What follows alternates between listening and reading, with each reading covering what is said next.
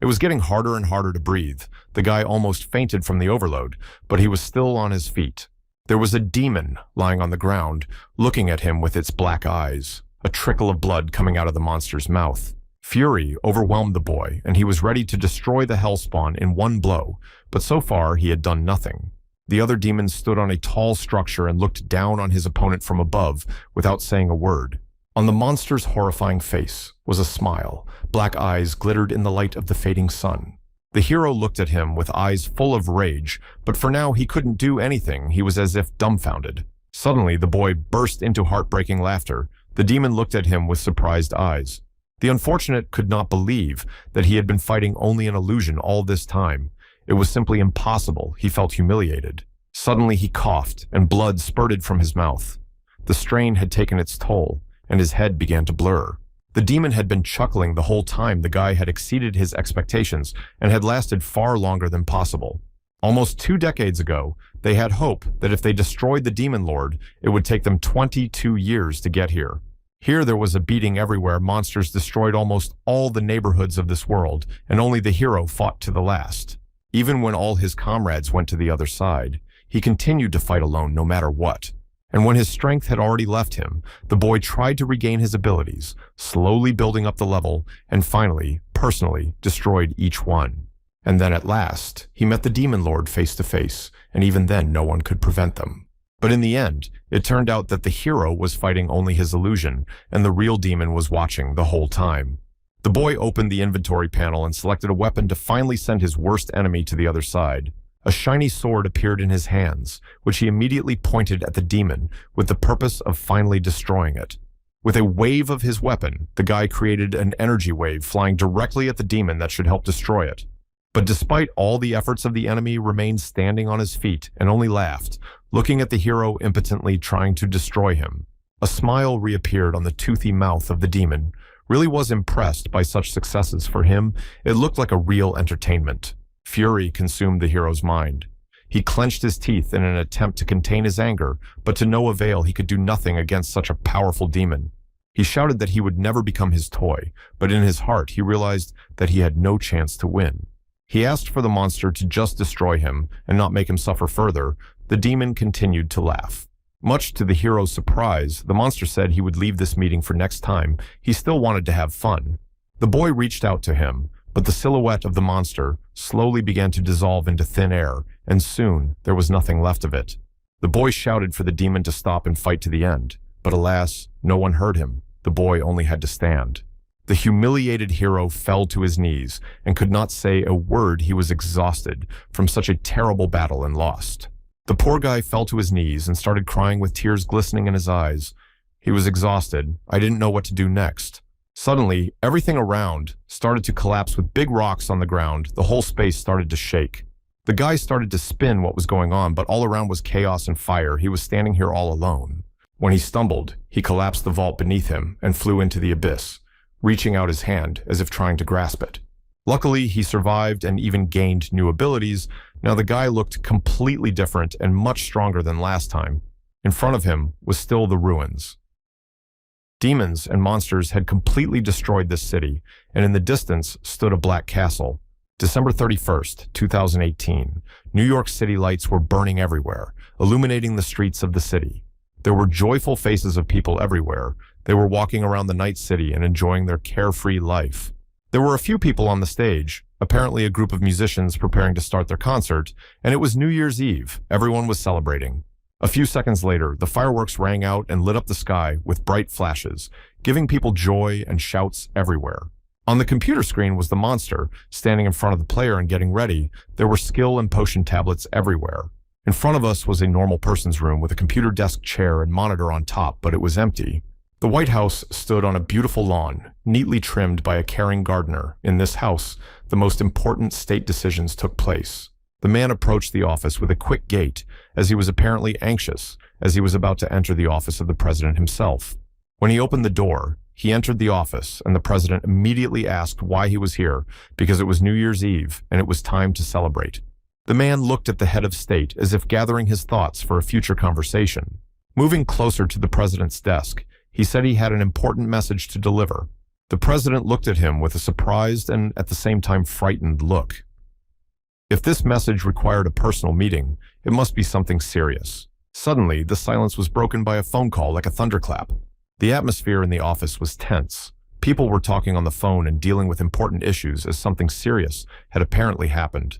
The cops didn't know what to do.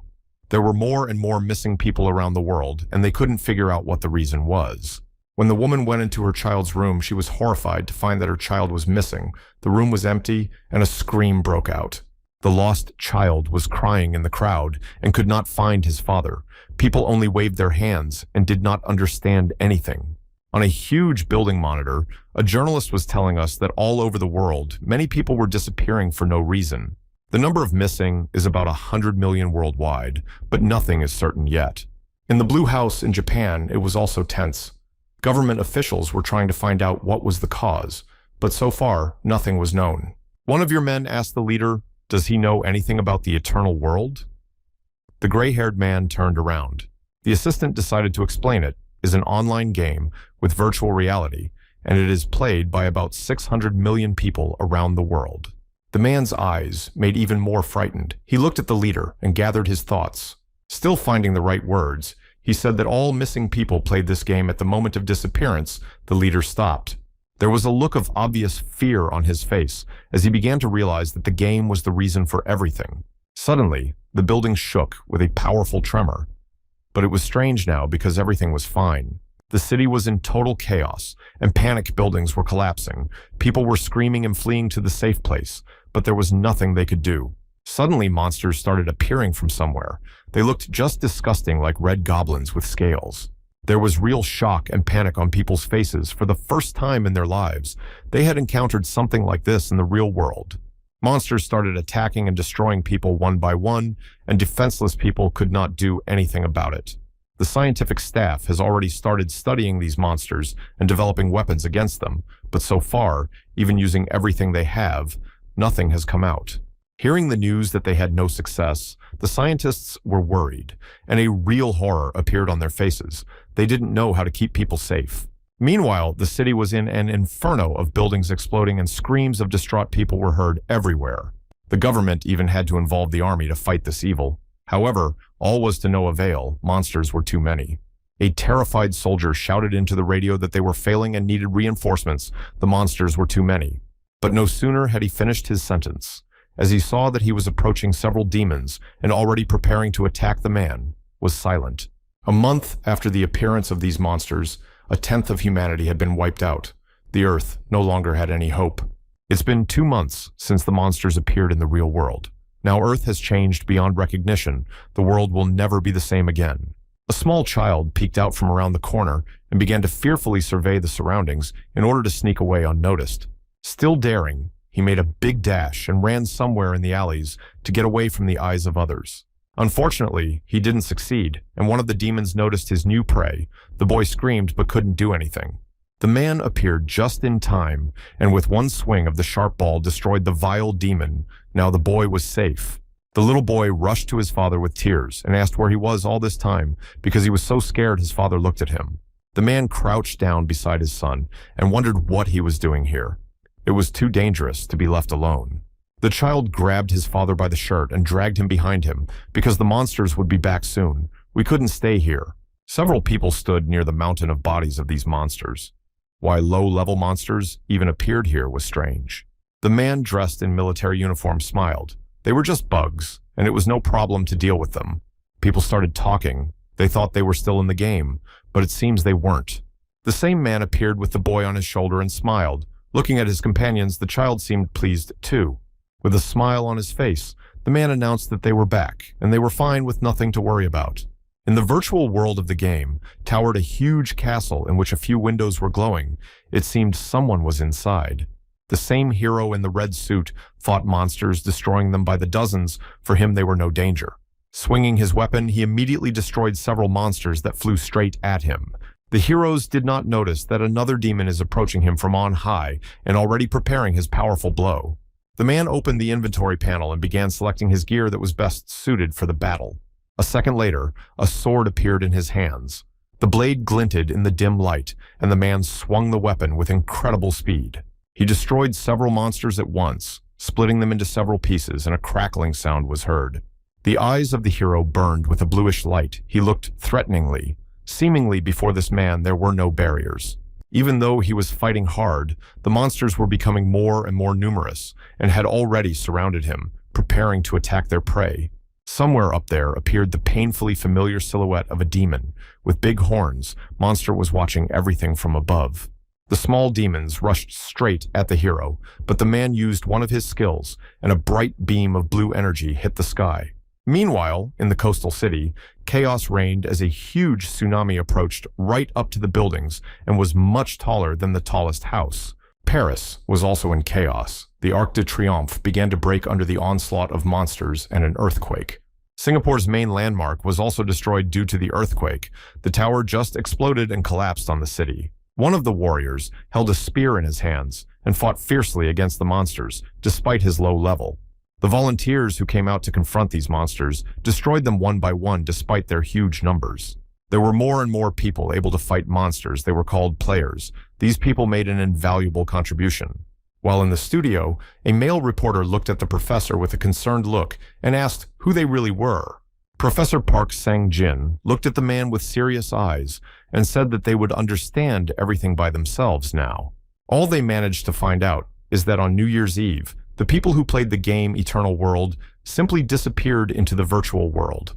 The reporter still couldn't believe that such a thing was even possible. It seemed like some kind of stupid fiction.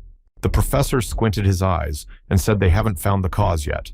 However, since everyone is saying the same thing, it doesn't seem like a lie. And because of this, players had abilities that could help in battling the monsters that attacked this land. When they resided in the game, a year in the world passed. Just a month, reporters stared at professors. The man meaningfully raised his hand in the air and said that all these players had also parted with their lives in this game. At this time, on the ruins of the city, two guys were standing and fighting monsters. It seems like they were having good success. One guy asked his mate how long he had been playing this game. The friend said about 2 years. The kid lowered his head. So it's true that if you lose your life in the game, you go back to the real world.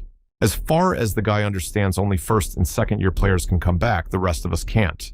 Suddenly, a hideous monster with a long nose jumped on the unfortunate boy and wrapped his arms around him. The monster bit into his neck with its trunk and began sucking out the boy's energy, turning him into a skeleton. The comrade noticed too late that something was wrong with his friend, and there was nothing he could do to help. The monster just looked at the next victim with a baleful gaze. This monster was called Vicky and was level 2. There were also monsters circling the sky that were third-level Hugos, more like gargoyles and goblins. In the operations headquarters, work continued to boil in one of the cities. There was an overflow of monsters. It was a big problem. Due to the sudden increase in the strength of the monsters, they lose their positions on the faces of the people. Was horror, they were no longer in control of the situation. One of the soldiers asked the commander how many monsters appeared. The commander only looked at him angrily. He listened carefully to the male commander's head, saying that this happens when the mana of the negative dimension is overloaded. Several people desperately fought the monsters, but could not win. The number was unequal, and they were also lower in level. One of the monsters approached the man, and had already brought his clawed paw to grab the victim before the man could react. Suddenly, the monster was split in half by a powerful blow. Someone saved them at the last moment. A teenage boy stood in front of them, holding a stick or a sword, and he didn't seem to understand what had happened. It was a third-year player. The boy gave everyone a surprised look. He didn't know where he was, or what they wanted from him. The scientist sat in front of a monitor screen and collected data. When players say goodbye to their lives, they come back in groups. In the city, there were horrible monsters. Slacker, lizard-like monster, and Vizzlestone-like monster. And in the sky, there were cloud-like monsters flying. The 8th-year player stood and watched what was happening. Behind him were several other heroes preparing for battle, and they already realized that the situation was serious. One of the heroes jumped up to the monster and hit it with his fire shot. The monster immediately flew somewhere far backwards. But they did not become less. They seemed to appear out of nowhere and attacked people with renewed vigor.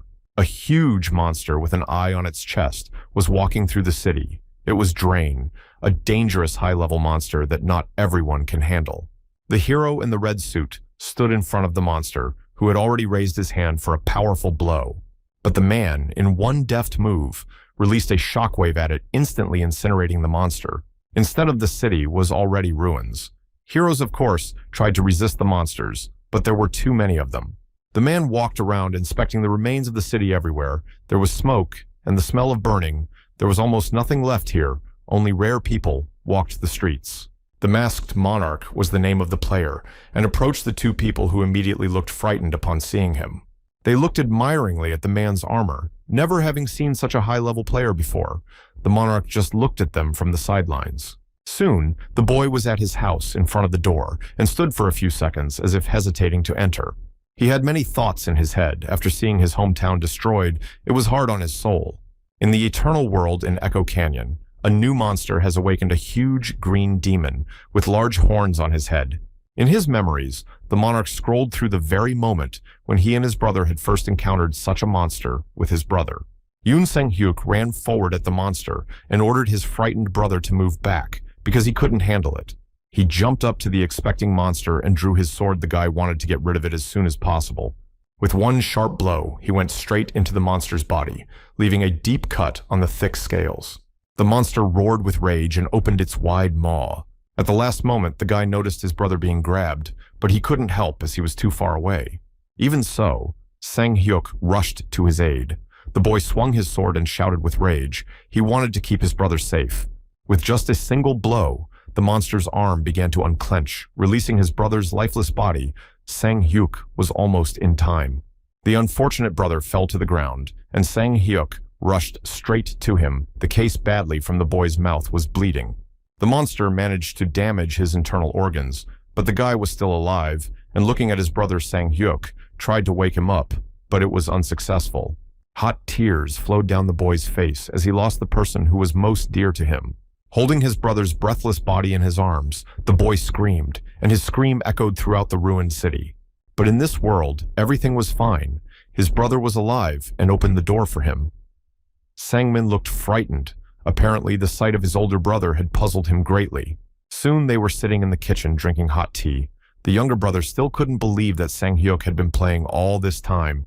So it was all true that this player is the last one. They say they're all back, and that the world of this game will soon collapse at the end, leaving behind only ashes.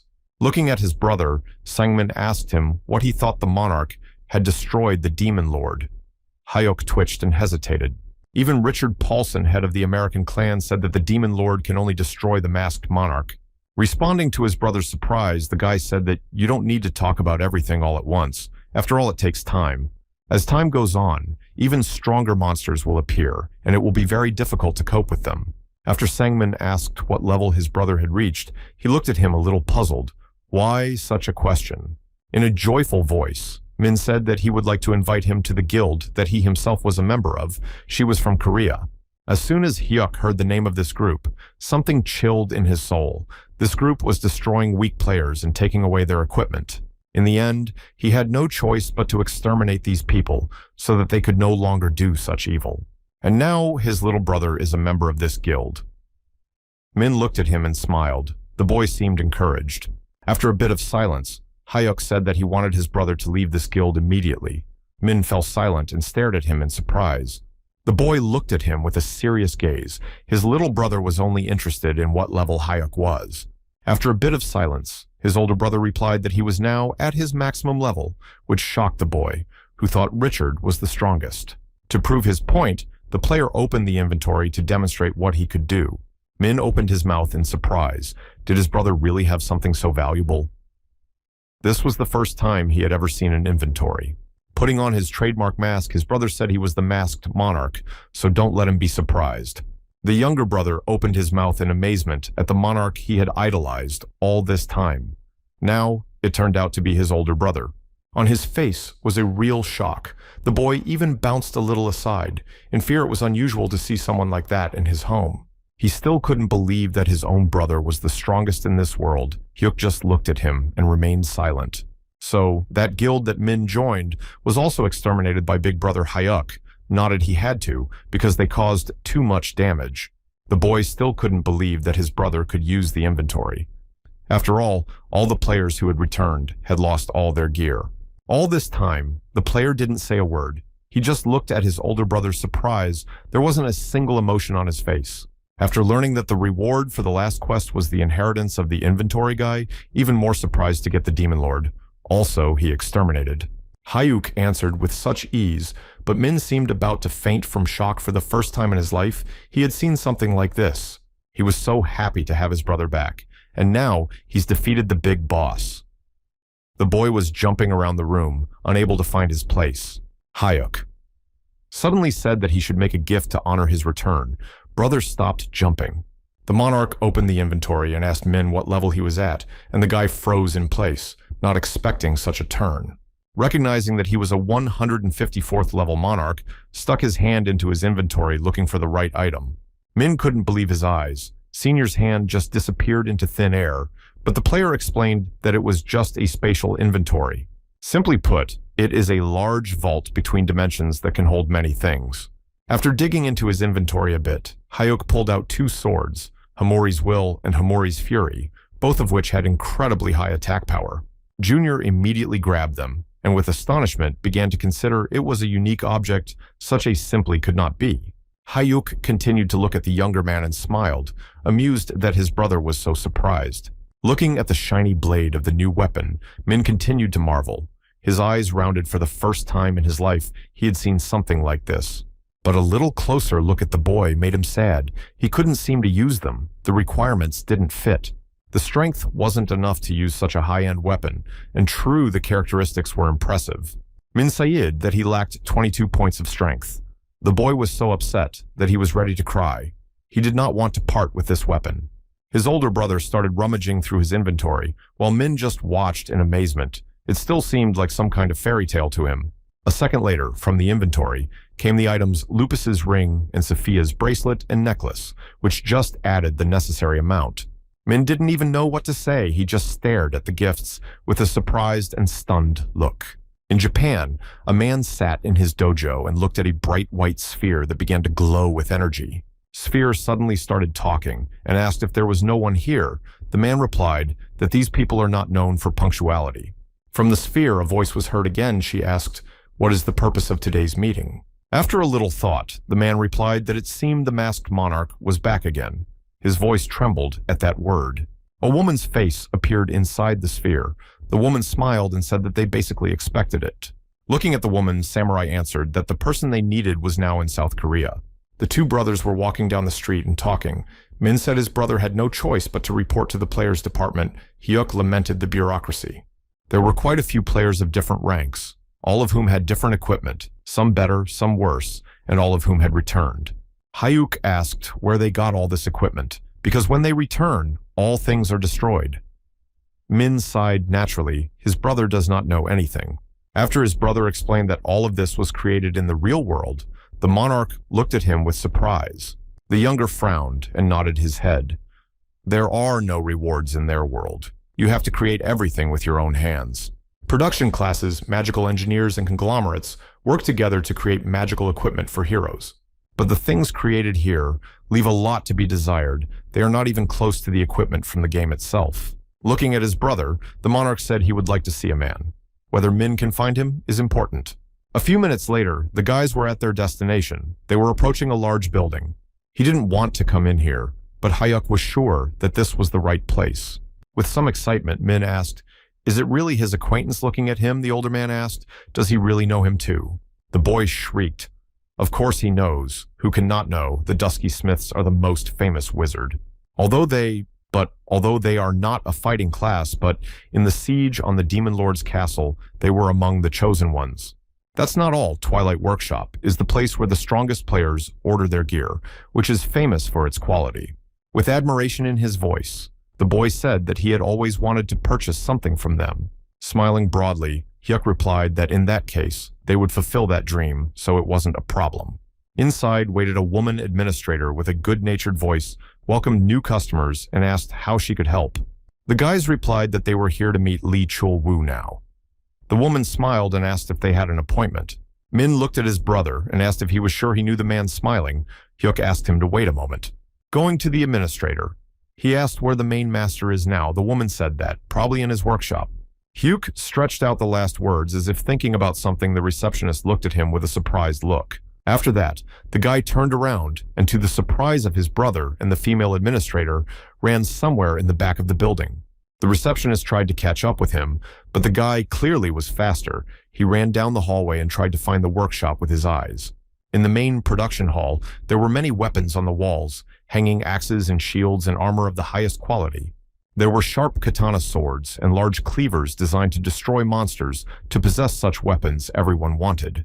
The master stood at his work and wound the thick cloth around his hand with a serious expression on his face. Suddenly, someone called his name, and the man shifted their concerned look. Who dared to disturb him? Sang Hyuk. Standing in front of him and smiling, the boy was happy to see an old acquaintance. The blacksmith immediately cringed. Finally, the receptionist was able to catch up with him and was panting, saying that he would be in trouble if he acted like that. Laughing, the guy pointed his hand at the woman and said that it seemed she should be given a bonus for such a marathon. Besides, she said, where is the blacksmith? The poor receptionist was speechless. Now she will definitely lose her job. The woman started to bow and apologize. This guy burst in and, without saying a word, ran away. But to her surprise, she heard Chul say in a calm voice that she would get a good bonus this month. Seeing the confusion on the face of the subordinate master asked, she did not want to get the money. The woman immediately waved her head. Soon, she disappeared, leaving the old friends alone. Chul breathed, loves this guy, certainly noisy. Hyuk wondered if Hira is not happy to see him. Suddenly, the man grabbed the boy's head and held him against him. Seemingly enraged, the boy couldn't break free of his grip no matter how hard he tried. But suddenly, the monarch pulled out a huge hammer from somewhere and showed it to the blacksmith. The man stopped in surprise for a second. Following that, almost falling off his feet, he bounced back. Could it really be the same young man? It couldn't be. Opening his eyes in surprise, Chul asked if the player had lost all of his belongings after the game was over. It was unthinkable. He smiled and replied that it was just a reward for destroying the final boss. So there is nothing to be surprised about. Also left, the blacksmith opened his eyes in surprise. He couldn't believe what he was hearing. It sounded like a fairy tale. Soon the man relented and thanked his old comrade. He certainly didn't expect to see his hammer again. But seeing something strange, the blacksmith looked closely at Hyuk, pressed against him, as if unwilling to give it back. The hammer belonged to him now. He had received it as a reward. So what could be the claim?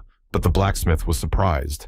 Without any remorse, Hyuk said that he had taken this hammer from the lifeless body of his comrade. So now it belonged to him. As a token of their friendship, he would return. The hammer Chul looked at him with wide eyes and did not say a word, as if boiling over. Throwing the weapon on his shoulders, the boy smiled and said that in return, the blacksmith I would help him with something. Soon, the work began. The blacksmith put on his mask and started working on a new project that was taking up all his attention. He heard the door creak open and someone enter the room, and the man immediately grumbled, for there was a sign on the door saying no trespassing. Then the jingling of coins reached his ear. Someone tossed a weighty bag of money on his desk. The man even stopped forging on and stopped for a second. The sack was filled with jewelry mixed with gold. Apparently, the customer had spared no expense on new equipment. Taking off his mask, Chul looked at the payment with surprise. He was shocked. Did someone really have such valuable items? These are items of the highest quality. Looking at the silhouette of the stranger, the blacksmith asked who he was. The stranger said he needed one thing. The blacksmith frowned. And what kind of order was this? Why such a secret? He looked at the new customer with distrust. The monarch approached him and said that he needed a mask on the boy's face. A smile shone on his face. He was wearing red armor. Now Hyuk stood before the statues of two fighting knights. The boy wondered he didn't know his comrade had such a serious hobby. The blacksmith was already sitting at the table and grumbled that maybe the guy would stop staring and sit here with them after all. It's been a long time. Chul turned to the younger one and asked, "Is that his relative?" Min perked up and greeted the man. The boy's voice trembled. With obvious displeasure in his voice, the blacksmith said that unlike some clearly pointing at Hyuk, this kid is pretty polite. The monarch stepped closer and said that if the blacksmith continued to piss him off, he would turn around and leave. Chul snorted at the childishness of it. The blacksmith asked, "What's the matter?" He cleaned up the world. Hyuk lowered his eyes. He said he thought he did, but he really didn't. He spent 2 years fighting different monsters and finally defeated the demon lord, but it wasn't that easy. It turned out that it was only his illusion. He had been fighting the illusion of the main boss all along. Chul listened, and his eyes grew increasingly somber. Suddenly, hearing his gloating laughter, the monarch raised an eyebrow and looked at his acquaintance in surprise. The blacksmith continued to laugh. He couldn't believe that the masked monarch himself couldn't tell the difference between a normal illusion and his opponent. Min Po hurriedly reassured his brother and said that the most important thing was that he had returned with incredible rewards, but the older man still didn't seem to have enough. Scratching his chin, Chul thought about it even though he laughed at his old friend, but what he said sounded quite serious. Leaning back in his chair, the man asked what the guy wanted to ask him, apparently something important. Smiling, the monarch said that he would just come here from time to time, so let the blacksmith let him in out of turn. A clearly disgruntled Chul was about to send the old acquaintances away if they had said everything they wanted to say. He had a lot of work to do. But that wasn't all. Hugging his younger brother, the monarch said he wanted to forge an armor for him. Just don't let them tell anyone. Smiling, the blacksmith said that it was a matter of a few hours, so he'd do it in the best way possible. With the same smile on his face, the man had already demanded his hammer back, but suddenly half-heartedly. Before he could say anything, a heavy hammer flew into his hands, and Chul was barely able to stay on his feet to avoid falling down, but he was used to such heavy weapons. With resentment in his voice, he shouted why he should have dropped it, but the monarch didn't seem to mind. The hammer wouldn't crumble if dropped. Stroking the hammer, the blacksmith said that his friend had never been known for his eloquence, but suddenly it was as if he saw something. It came to him too late to realize that he was not level appropriate for this weapon, and what he would do with it was the 100th level he had not reached. Trying to smooth things over, the player stuck his hand into the spatial inventory. He tossed several items in front of the blacksmith, apparently increasing the level to the required size. There was Kerbo's gauntlet, Aaron's bracelet, and Vignette's crystal. These items were just perfect to match the blacksmith's level to the hammer. Despite all this, the man exploded with frustration again with this, and it was worth starting. Hyuk only chuckled quietly. He liked it when his comrade freaked out. Min asked his brother what it even was. The monarch replied that it was an artifact of the Twilight blacksmiths called an unsightly hammer. Not only is there no better tool for a true blacksmith, but the young one has an incredible amount of abilities. To use the ability, the strength must be above 200. With irritation in voice, the blacksmith said, "Of course I hate to admit it, but Hyuk is incredible." Smiling, Junior asked, "Is the masked monarch really that cool?" He had listened to the stories, of course, but not that cool. Smiling, the blacksmith said that in that world, the masked monarch was able to turn any opponent into dust. The sight of him took my breath away. He could make the impossible possible. He destroyed a dragon that had devoured many people and saved everyone he could. He was the one who solved all hopeless situations. For him, nothing was impossible. Then turning around to the boy, the blacksmith grimaced. If only he hadn't taken him on that raid, then all was well. Min asked the man, "Does he hate his brother?" The blacksmith laughed. If he wanted to, he couldn't do it even so. Hyuk took the mask out of his hands and showed the younger man it was a chaotic monarch mask. It looked menacing. Squinting, Hyuk said that it was Twilight blacksmith Chul who made such a cool thing. When the boy came closer, he asked about the castle in Seoul. Min wondered why his brother was suddenly asking about the castle. Hearing those words, Chul even opened his eyes in astonishment. Wait a moment. The man was even more surprised that this kid wasn't going to go there again. His eyes widened more and more, and the surprise overwhelmed the man. However, the masked monarch has already made up his mind. Naturally, if he's back, it's time to act, which is exactly what they thought. Several soldiers dressed in body armor and carrying weapons were on duty near the military facility. The guys passed by and wondered how many guards there were hiding there since they had so many soldiers. Min replied that they can't let their guard down and allow overflow. The situation is serious. The authorities are just taking insurance just in case. They did not have time to go any further as a military officer appeared in front of them and blocked their way. Min grabbed his older brother and started pushing him aside instead of just passing by, but the monarch wouldn't back down. Soon, they approached the castle from the other side of the castle. Wasn't the National Museum of Korea here before, but now it was some kind of military facility. Soon, the two brothers returned to the forge back there. The master was waiting for them, and it was time to make the second move. Chul looked at his old acquaintance with astonished eyes and wondered if he had decided to do it so quickly. Capturing a castle is no easy task, but it seems the monarch was determined. He didn't say a word, but this silence was eloquent. Visibly startled, Min asked what they were talking about for a moment, and there was silence. Smiling, the blacksmith replied that the monarch had somehow decided to take over the vampire castle that was in play. Min raised an eyebrow in surprise. He looked at his older brother and asked if it was true, but it was hard to believe. The blacksmith continued, "They don't think it's over with just one castle takeover." Min opened his eyes even wider.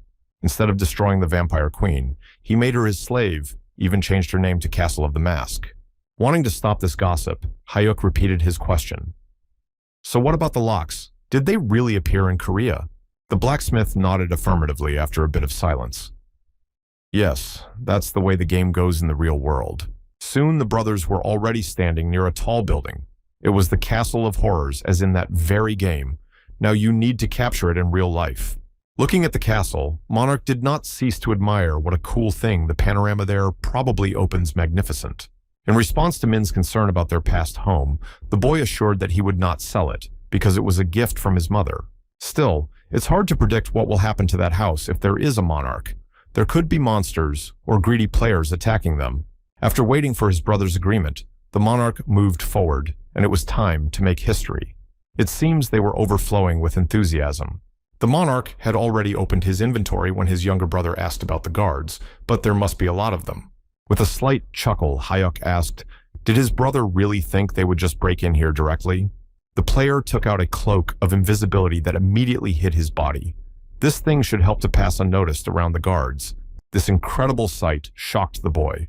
His brother even has such a thing. Hyuk grinned. He is the monarch in disguise. Soon, the guys were already dressed in an invisible robe. With this thing, they would easily get past the guards. After a few minutes, two invisible silhouettes swept past the soldiers, talking amongst themselves. Min seemed to be really happy. He was participating in such an adventure for the first time in his life, and he seemed to be having a lot of fun. The younger brother was delighted. He even asked the monarch to lend him this robe. Hyuk asked, he wouldn't do anything stupid, would he? The Castle of Terror towered on the great rock. Seemingly climbing up, there was something I was still tasked with, but they were already halfway there. The brothers walked down the street and discussed. It seems from the outside that this place has not yet been attacked by players. After the return will be weak. With a sinking heart, the younger brother said that in this castle there would be succubi and incubi. The problem is that they attack consciousness. With irritation in his voice, the monarch asked if they didn't have talented mages. Why haven't they created an amulet against mental influence yet? Of course, in their world, mages were plentiful, but with the current advancement of technology, these things were so far out of reach.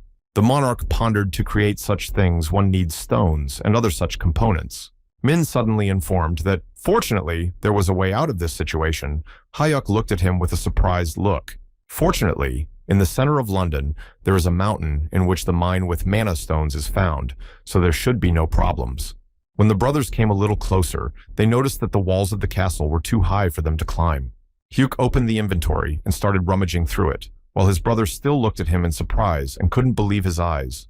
After a few seconds, Min had to cover himself with his hands to avoid being blinded by the bright light coming from Hyuk. Soon, his brother reincarnated into a monarch in his full form, now wearing armor that gleamed in the light of the moon. The hero then approached his brother from the back and took him by the shoulders, ordering him not to be afraid, but the younger still trembled. Soon the boy felt them rise up, his eyes widened, and a scream of fear escaped from his mouth, something he had not expected. It was too soon to be surprised. Soon they landed on the right surface. Min was still trembling with fear and surprise. Now they were standing in front of the building itself, the high walls of the castle stretching high into the sky, and there were windows burning everywhere. The guys didn't notice how someone was already following them from one of the windows in the castle. A stranger was laughing at the newcomers. The boys moved forward along the neat path, straight to the entrance of the castle, and the atmosphere was relatively quiet, not a soul in sight. Junior kept marveling at how well-maintained the garden here was in a place like this. It seemed odd, to say the least. The monarch tapped his knuckles loudly on the door and waited for an answer, but he didn't want to destroy everything, because this would be his new home. Soon, the doors creaked open, revealing the darkness of the castle, where it was eerie and they didn't want to go in. Still, there was no other choice, and the two brothers went inside. Min was still trembling with fear. Inside was richly decorated with large columns, long corridors made apparently of marble. Min smelled even better than in the garden, as if they were in some kind of paradise place. But that was a misleading impression. Moving forward, the monarch said that if the smell gets stronger, let him hold his breath. It's the pollen the demons release that puts him to sleep. Suddenly, Junior heard something, some muffled laughter, and immediately goosebumps ran down his back. There was definitely someone here. The boy smelled this pleasant odor that was getting stronger with every second. The boy didn't know what was happening to him. Luckily, the monarch arrived in time and slapped his younger brother on the back, knocking the smell out of him. Looking at the boy, Hyuk told him to keep his temper in check, to which the younger boy took offense actually. It was painful. As Min walked through the castle, he noticed that it was strange that they were here, and the elder hurried to reassure him. Since the boy is so worried, let him wear this, and the monarch threw him some shiny thing that the boy immediately caught. It was a mental barrier ring that blocks the negative effects of magical beings. With this succubus thing, you don't have to be afraid of succubi at all. Min rejoiced, but something was happening behind his back. He literally felt in the back of his head that there was someone looking at him, and also a gentle female voice.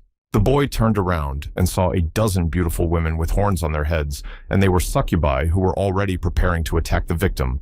They approached the boy and began to pull their hands toward him. From such an abundance of attention, Min lost his head. One of the beautiful girls came close to him and whispered in his ear if he wanted to have fun with her. The girls clung to him and began to tempt him with renewed vigor. Min did not know what to do. He was completely disarmed, but he seemed to like it. His eyes slowly began to close. He felt a heaviness in his head and began to fall into a deep sleep.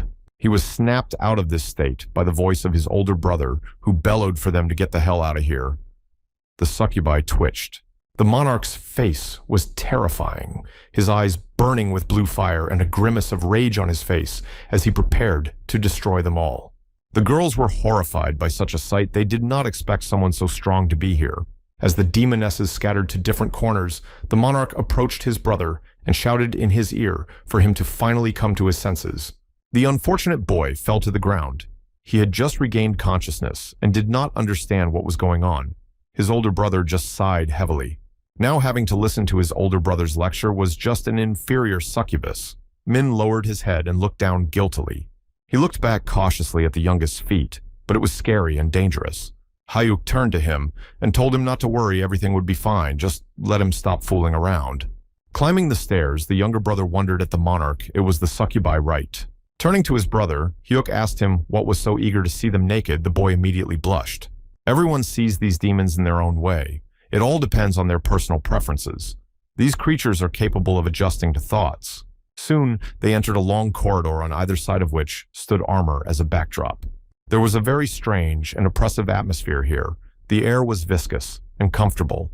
The monarch looked around the room and whistled. Well, isn't this nice? A smile appeared on his face. They aren't even going to be caught off guard. Hyuk was even a little disappointed. He was expecting something more, at least some kind of battle. Soon, he stopped in front of one of the armors and asked what he was doing there. The guy was looking right at the helmet. With his vision, he could already see perfectly well that there was someone hiding in the armor. It was probably the mistress. Somewhere deep within the helmet armor, two red lights lit up and began to stare at the intruder with hatred. Suddenly, the rest of the night scattered in different directions, and something spurted out of it with great speed, disappearing into the depths. The monarch immediately rushed after him, and this time this girl would not escape them. The guy was moving incredibly fast. He braked right in front of the mistress of the castle, blocking her path. The girl stopped for a second and looked at her opponent. But from what Hyuk saw there, he was stunned. In front of him stood a small demoness, but in no way resembling the ruler of Lilith. Memories immediately came to mind of how he had fought her in one of his walkthroughs. Back then, she was very different. The masked monarch then put on a full display, really quite different from the rest of the succubi. In front of him stood a girl with a charming appearance that could defeat anyone, and looked at her opponent. Then the girl laughed and rushed straight at her opponent, turning into a blob of energy. The guy had already prepared a sword. Even his powerful blade could not withstand such an onslaught, and broke. The monarch only watched in horror as he lost his only weapon. Lilith stood on one of the ruined buildings and laughed. But didn't this man incredible block such a blow? However, he wouldn't be able to dodge her attack, but the girl didn't have time to speak and stammered half a word. To her horror, she noticed one of her horns just fell off and fell to the ground, shocking the girl. Standing on the ground, the monarch snorted that he didn't have time and let him attack as soon as possible. After all, besides this girl, the place was already full of worries. There was obvious irritation on the guy's face, and he didn't plan to linger here. Lilith naturally could not bear such insolence, and rushed at her opponent with a fierce scream, her face contorted with a grimace. But now before the monarch stood a little girl not at all like the formidable ruler he had seen before. Hayuk looked at her with surprise, and really Lilith, the demon lord, only silently looked at him with hatred. Then the girl pushed the monarch aside like a harmful teenager and tried to hide in the depths of the castle. But before she could take a couple of steps, the man grabbed her by the scruff of the neck and lifted her up like a naughty kitten. The demoness was furious that he was even doing however the monarch wanted to know who she really was. Hayuk shouted at her to finally stop being stubborn. The demoness even got a little scared and stopped acting like a capricious child. His expression changed so much that even the demon queen couldn't hold back a shudder. Hyuk said that he would not ask a second time. Leaning over to the demoness, he couldn't believe it was really Lilith, the nightmare lord. And now she looked like hell. He looked at the girl again in surprise and asked why she had turned into such a brat. Lilith only looked at him resentfully. Suddenly, Hyuk felt someone approaching him from behind and turned his head toward Lilith, who also froze. There was a loud rumble, but the monarch stood on his feet and was now furious at what kind of tricks this was. A hole appeared in the wall, and there were several dozen other demons among them were both ordinary succubi and some other much stronger ones. Behind his back, the guy heard someone's rough female voice, telling him not to make trouble and to get out of here. Marianne, the top-level succubus, stood beside his little brother, putting a hand on his shoulder and smiled. Min was horrified. With a maximally friendly smile, Hayuk said that there seemed to be a small misunderstanding that needed to be sorted out. He put on his mask, and a terrible energy began to emanate from his body. They should be begging him for mercy, not threatening him here. As soon as the demons saw this, they immediately rushed to the defense of their queen with the whole crowd. They wanted to destroy this man. They attacked all at once, but the monarch easily dodged their attacks by simply jumping up. In a second, the player was already behind Marianne's back. The girl did not expect anything like that and simply could not even react. Hayuk grabbed his very frightened brother and carried him away from these demons. Min continued to scream in fear and surprise. Taking him to the safe place, Hayuk asked if Min would be able to escape on his own, and Junior nodded his head affirmatively.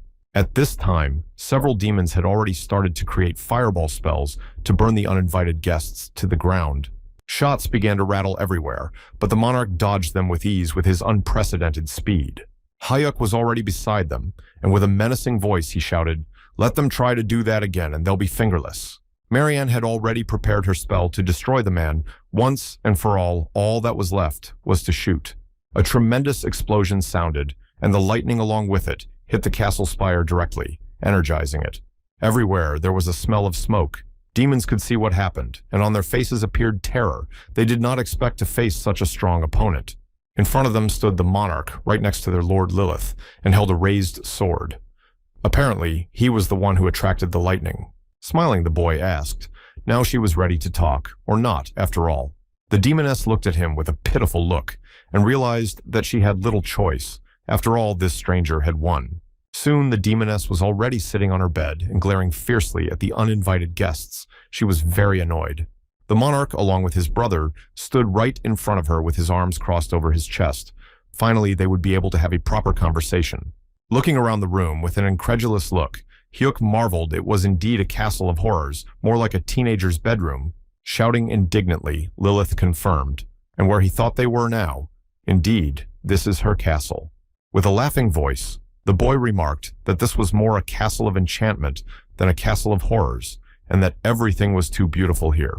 The demoness looked at him in surprise, not understanding what the guy means. What is he even talking about? But really, it was the nest of Lilith, Lord of Nightmares, though now it's more like some kind of carnival. Marianne decided to be the first to speak up. She said that Lilith was not yet aware of all the events. The monarch looked at her over his shoulder with a surprised look. The succubus said it's only been 100 days since the demon lord appeared, so she hasn't had time to get up to speed. She's just a kid. Here, even the two brothers were surprised. Is it really so little? It's kind of strange and suspicious. Then the monarch looked back at the demoness, who had been sitting silently watching the uninvited guests all this time. Well, that explains everything now. That's why Lilith was looking at them like that now. The demoness looked at them with an uncomprehending stare. Looking at Marianne, the monarch asked she that the only succubus supreme here in his eyes read distrust. The succubus replied that she herself did not know that only humans divided them into ranks. They had no such hierarchy. Hayuk spread his arms. Okay, so they are the strongest here now, the girl confirmed. So, he looked at the three demonesses and said in surprise that in the game they were much more than that, something a little small for the nest of the most powerful demoness. In an aggrieved voice, Marianne said that the details were unknown to them. They just opened their eyes at one point and realized they were here. A smile appeared on the monarch's face. Okay, now he understood what was going on. It was time to get down to business, if that was the case. He opened his ghost inventory and stuck his arm up to his elbow in there.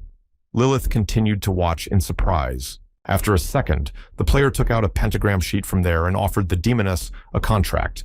He said it without any hesitation. The demoness looked at the piece of paper with interest. She had seen something like this for the first time. It was a soul subjugation contract. The girl said with interest that she had never heard of such a thing. Only Marianne realized. What was the matter? Then immediately shouted for the sovereign to do nothing. If she did, she would be a servant forever. Hyuk was boiling with rage. He didn't like it when someone interfered with his conversation, especially a demon. Suddenly, an aura formed near him that made even the powerful demoness shiver in fear. Looking at her with a fierce look, the guy said she shouldn't interfere if her own life was dear. The succubi looked in horror at the intruder, who was so strong that he was terrifying to look at. The player approached Lilith and put his hand on her head and told her not to listen to these monsters, because only he speaks the truth here. Hayuk looked at her good-naturedly and said in a sweet voice that he would protect her at all costs, so there was nothing to fear. The girl, who had not expected anything like this, blushed with embarrassment and looked at the player with big eyes to see what he even meant. The player then turned to the demonesses and asked if they were really sure they could protect their lordess if someone like him came here. Not getting an answer, he said he now had the details of the contract. Lilith was still looking at him with big eyes, full of disbelief. This contract will remain in effect until Lilith awakens and can become the full ruler of this castle.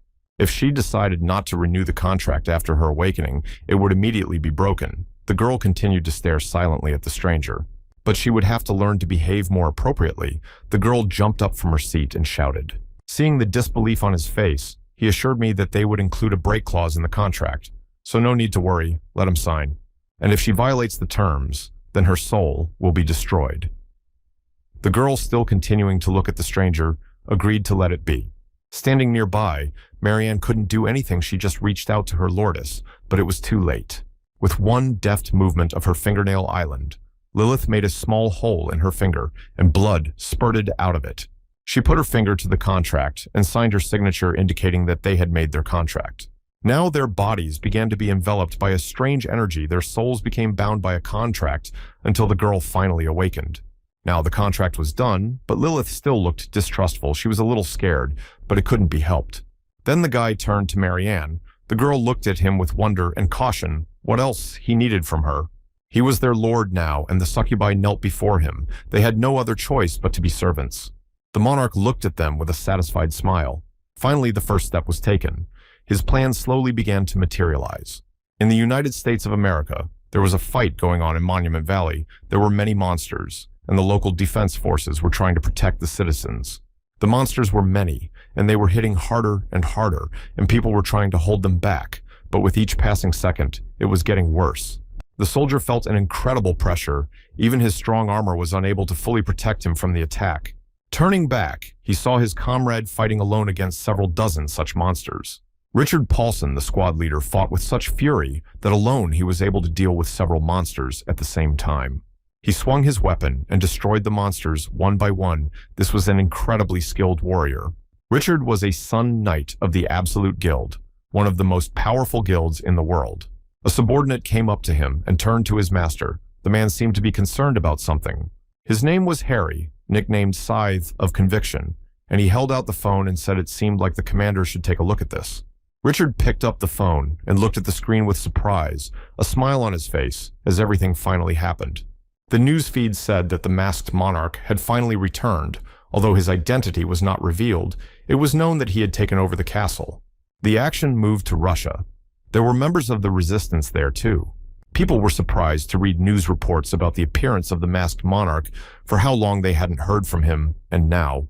The news spread incredibly fast. Even in distant London, everyone had already heard that the masked monarch had returned.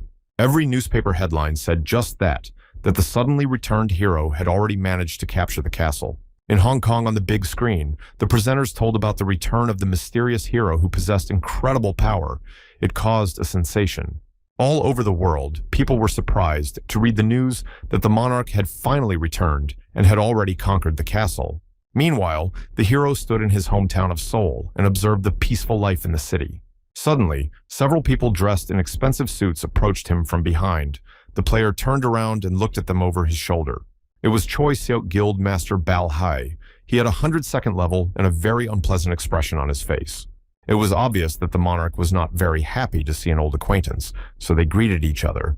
Between them, gradually built up tension. Hyuk said that he never realized these people that waited for him. Choi thought about choosing words. After thinking for a few minutes, the man said that they had done a lot of stupid things in the game, and now they were a little ashamed of their actions.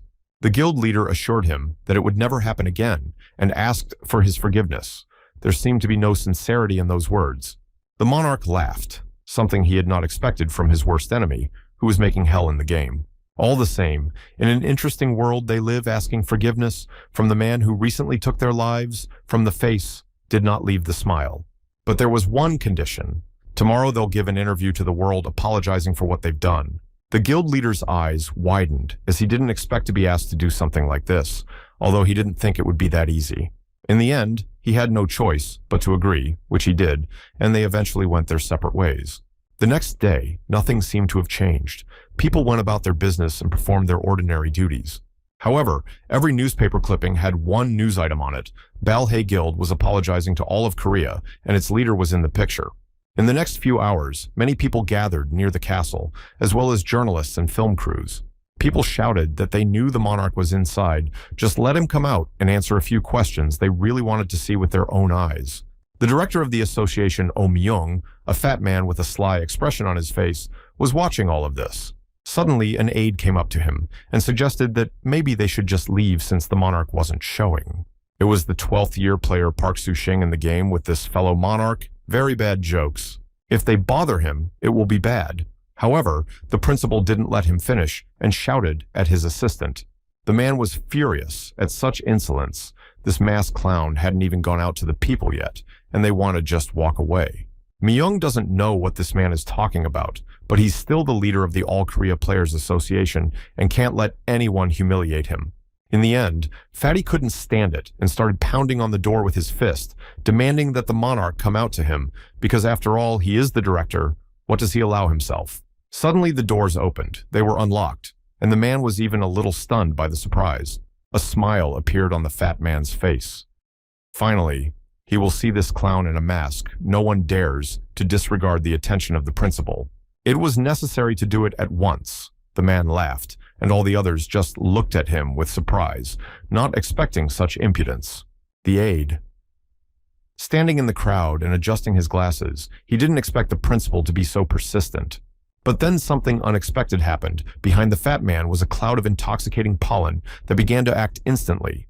The aide shouted for everyone to immediately cover their noses and hold their breath as quickly as possible. People began to look around fearfully. They need to run away from the exit. The pollen began to spread, forming a huge cloud that began to engulf everything around them. People tried their best to hold their breath as much as possible, and the pollen became thicker and thicker and covered everything around them. When the smoke cleared, they saw an interesting picture of the director standing almost naked in his underwear and dancing under the influence of hypnosis. His face was completely insane, like some kind of lunatic. The assistant yelled to immediately protect the principal. He was hallucinating. Journalists immediately began to record the sensational material. Director runs naked through the people. Flew a wave of laughter. Somewhere there stood Monarch. Hyuk, together with his brother, just stood back and watched. Min said that it seemed to be some big shot. Suddenly, there was a call on the phone to the monarch from an unknown number. The guy pulled out his phone and looked at the screen. Then he waved to his brother and asked if he minded Hyuk stepping aside and talking. The younger man nodded his head. As the monarch spoke on the phone, his expression changed, and his eyes began to round. It was Roselio. The guy immediately became serious about how she got the number, and the girl laughed. It was Jane, the leader of the Dark Chamber of the Eternal World. The guy was walking down the street and tried to behave casually, what she even needed. The girl asked if there was anything for her, because soon there would be an auction under the Dark Chamber, but there was nothing to please the participants. The monarch apologized and said that he had a lot of things to do, so no.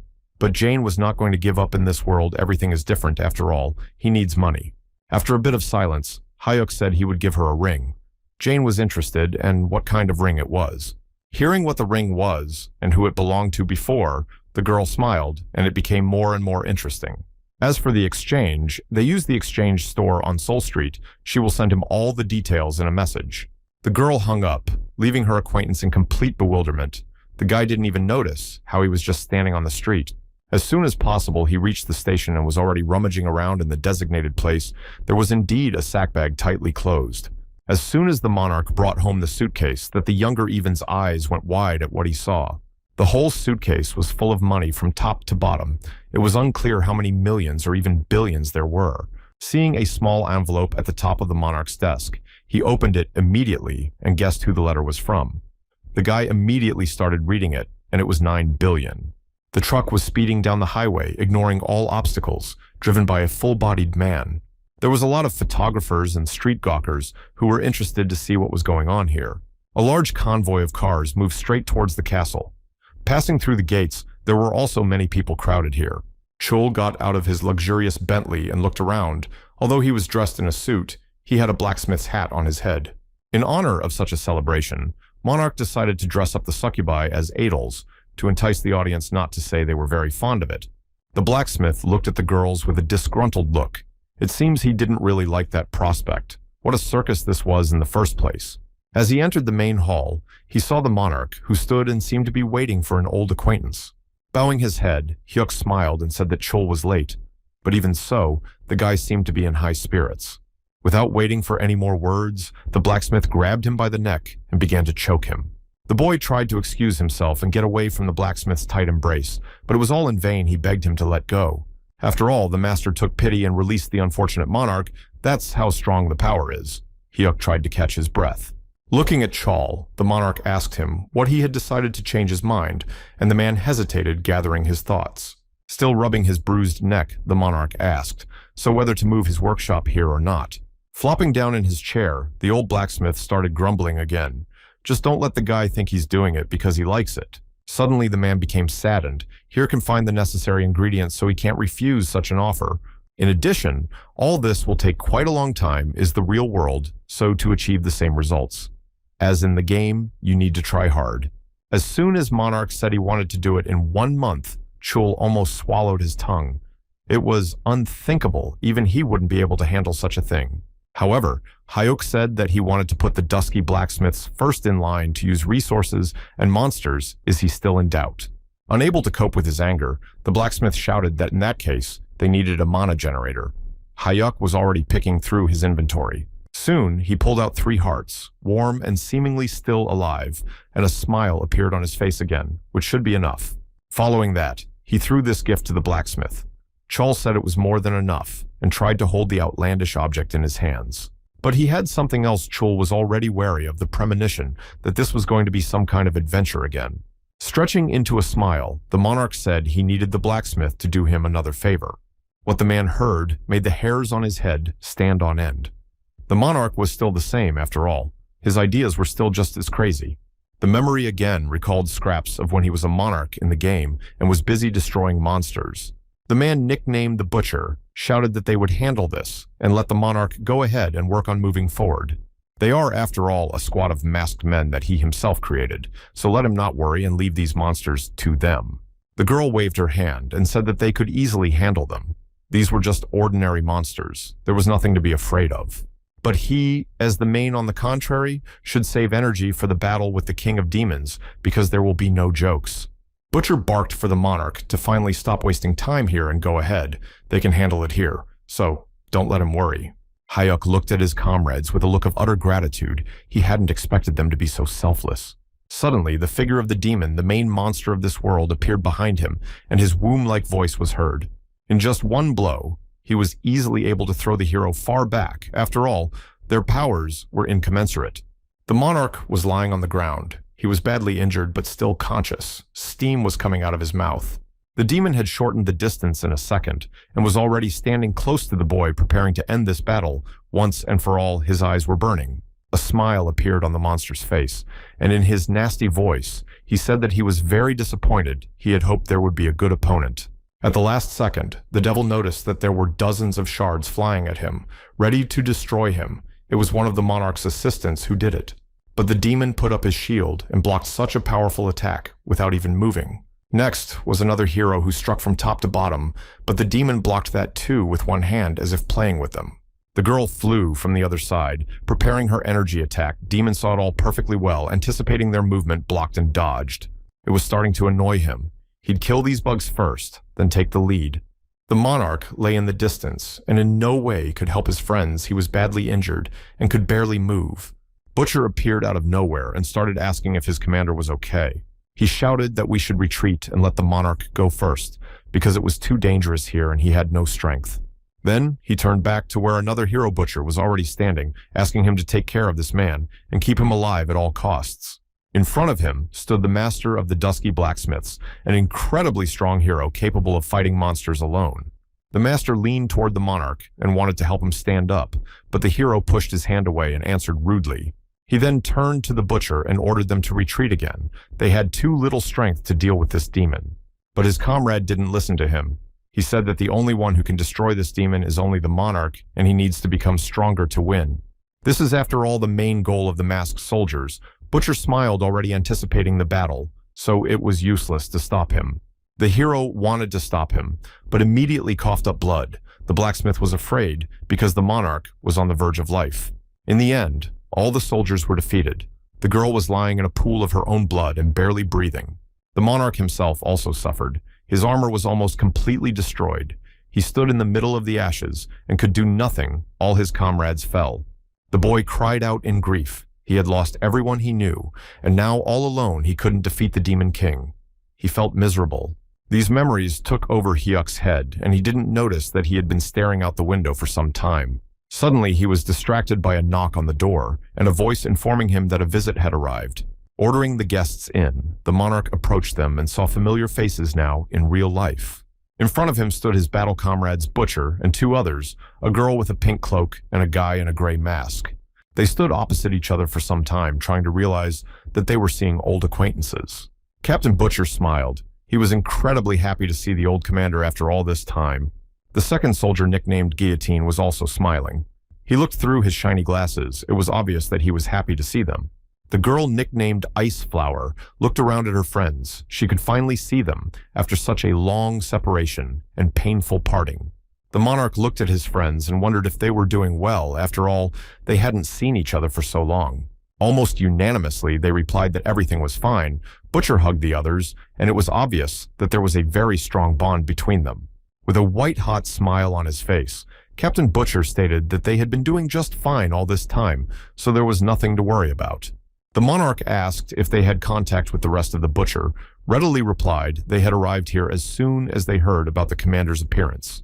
Continuing to smile, he said that everyone else had been preparing very hard for the arrival of their commander, so now everything was fine. Some even managed to move here with their families to see the monarch and show the rest of us. Lowering his eyes, Hyuk sadly concluded it must have been hard to have had to travel so far right here just to see him. Willingly, Iceflower said that they were all waiting for their commander's orders to follow him anywhere. At the same second, Monarch tossed the case to the Butcher. The man caught it at the last moment and looked surprised to see what it even was. There was as much as 3 billion. One man even whistled at such a sum. Why would such a generous amount? Smiling, the monarch replied, "Let them organize a headquarters for soldiers here. With this money, it should be more than enough." The rest of the group opened their mouths in surprise. They had not expected things to develop with such eagerness. But soon construction began here. A lot of heavy equipment and workers were brought here to set up the headquarters. The monarch, along with the blacksmith, stood on the balcony and watched the guy they handled faster than expected. Looking at his buddy, Charles smiled and replied, including the soldier, about 100 people are working on this project, and the work will go fast. Plus, the forge will be ready soon, and then they'll get really fired up and things will move even faster. In a satisfied voice, the monarch asked if he too would need to prepare. The blacksmith wondered what this was about. A smile formed on the boy's face, so predatory that the blacksmith's goosebumps ran, of course, towards taking over the world. Looking at his comrade with a surprised look, Chul couldn't even say anything, so it was so shocking. Somewhere in sunny Italy, a bloody witch sat drinking a cup of hot coffee and looking through her dark glasses. The man sitting next to her was clearly unhappy about something and turned away from her in the other direction. The girl asked him if he would just walk away. Without answering a word, the man stood up, which threw the blood witch into a great surprise. He didn't seem to be in the mood for dialogue. 12 o'clock. He was, as always, nauseatingly punctual. The man looked silently through his dark glasses. So, what would the subject be? The witch looked at her interlocutor with an expectant gaze. The man held out to her a small red box, similar to the one used for wedding rings. As soon as the box was opened, a bright light fell on the woman's face. She even opened her mouth in surprise and seemed to be satisfied. And really, inside the box was a ring, but not a wedding ring, but with a big gemstone inside, and very beautiful. The man continued to stare at her, ignoring all of Jane's questions about the red-masked monarch. He only said the price was 200 billion. Hearing this amount of money, the blood witch was even a little stunned. She didn't expect it to be so expensive, but still, there was no choice. Without further ado, she called the right number and ordered the required amount to be transferred to the same account. The man checked the phone. Everything matched. The purchase was made, and the case was closed. He silently got up and, hiding the phone, headed towards the exit of the room. The blood witch continued to sit in her seat. Lastly, he said over his shoulder that this item they had indeed received from the masked monarch. The blood witch was at a loss for words. In the Korean city of Kwando, there was chaos everywhere as explosions were heard and buildings collapsed as if a huge battle had begun.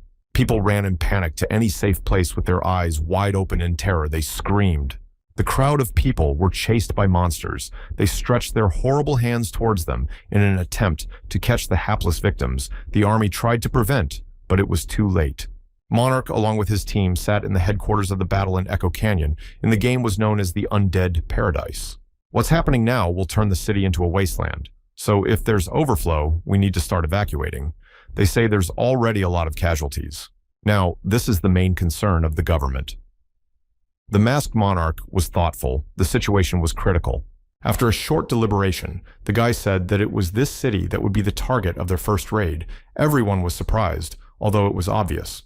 Folding his hands in front of him, the monarch smiled and said that their team was dealing with places that ordinary people were afraid to even look at. Soldiers smiled. Finally, after a long time, they were expected a real battle. How much they missed. Therefore, the feeling. The monarch put his hand forward and proudly said that the whole world would henceforth learn anew about the existence of masked soldiers. In a monotone voice, a reporter was broadcasting live directly from the palace's opening ceremony. There were photographers everywhere. Say the masked monarch has set his subordinates a serious task, saying they are going to clear Echo Canyon. The ceremony started any minute now. The first to come out was Captain Butcher, and he led an army of masked soldiers, all of whom started taking pictures. Soon the heroes found themselves in the armory where they had to choose everything they needed. The monarch said that if there were any questions, let them certainly ask. From now on, they will have a lot of work to do. Let them think it's a down payment. You don't have to deny yourself anything to choose the best. But now, at the opening ceremony, Butcher was very sad for some reason, as if thinking about something that had been bothering him for a long time. But he quickly pulled himself together and, pointing to the bus, said they were now headed for Echo Canyon and ordered them to take their seats. The reporter went on to comment on any event. Now masked soldiers are heading to the scene on the buses. Sitting on the couch, Monarch, along with Lilith, watched the report without much interest. The girl continued to munch on her ice cream. Eventually, the guy got tired of it and yelled for the demoness to finally stop eating ice cream. She's always eating. Lilith didn't even think to listen to him. It was too delicious, and there was nothing the girl could do about it. The monarch had to put up with it. Okay, let her throw the ice cream. They have to go.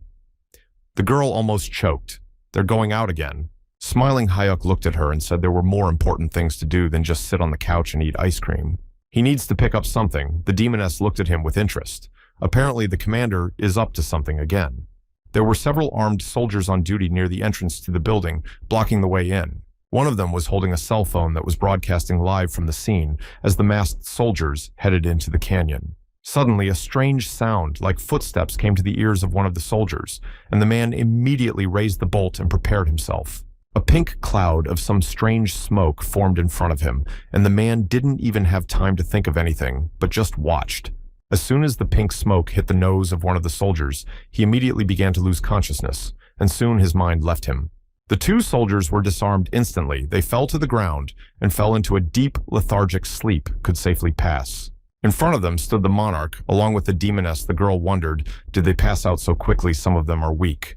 Still, Lilith's childlike nature prevailed, and she immediately started touching the soldiers. The monarch was angry they didn't have time for child's play, they had to go. Soon, they descended into the basement and were already walking down the long corridor ahead. Turning her head in different directions, Lilith marveled at the amount of mana that was present in this place here. It was too much. The girl asked why they came to this place in the first place. What they needed here, it's a protected area. It was an underground cemetery where priests went to worship the gods, and paladins went when they lost their lives. Though it was supposed to be a sacred place, it had changed a lot because of the leader of the demon army. Interfering with the priests during worship is like denying the authority of God. Lilith and Monarch walked down a long corridor that didn't want to end. Suddenly, from behind, Lilith was attacked by a huge skeleton with burning eyes, dressed in armor, and already reaching for her with his bony hands. Lilith reacted instantly, and with one powerful blow, turned the monster into a pile of bones. Though she was small, she had plenty of strength. It was not so simple monster under the influence of magical power, and again attacked the girl. Lilith, from surprise, cried out and fell back. Thank God Hayuk, and with a single blow of his fist, threw the monster far back, turning it into dust. A crackle of bones was heard. It seems the demon lord personally ordered the takeover of this place. This was less and less to the monarch's liking. The local tainted bishop has become a level 200 undead. He is basically one of the strongest bosses. Fighting him is a challenge. But the monarch didn't come here for him. A long corridor flanked by creepy skeletal statues spread out before his eyes. Hyuk moved forward, ordering Lilith to stand there. The girl did not understand and asked why she had to wait. The guy moved forward, but the demoness all began to tremble with fear here. Creepy somehow. Strange that the demon lord is afraid of such a place. In front of them were massive doors flanked by guards. They were statues, of course, but they could come alive at any moment. As the monarch moved forward with a firm gait, he saw before him a sword that had been thrust into some kind of altar and was emanating a bright light. It was the mightiest blade of the eternal world-respect Dragon Lord Admarian's incredibly powerful weapon. Without much effort pulling out the weapon, Hayuk looked at it. The sword glistened with overflowing mana energy. At one glance, it was clear it was a great piece. But as soon as the guy pulled the sword out of its place, who heard behind him the crackle of bones coming back, he saw an army of skeletons approaching him. The pontiff was in charge of all this, of course, holding his rod. The monster looked creepy. The monarch felt as if he was back in the game again, so why not remember the old days? The suit instantly appeared on his body. But something was wrong. Suddenly the monsters disappeared, the skeletons parted, and a strange, dark silhouette appeared in the distance. Who is this monarch? Opened his eyes in surprise. He thought he was going to fight the skeleton king. But in front of him stood someone completely different. A man dressed in a cloak, and on his face, instead of a mask, was a skull. The skeletons immediately rushed at him. The unknown bounced aside with a deft move, leaving the line of attack.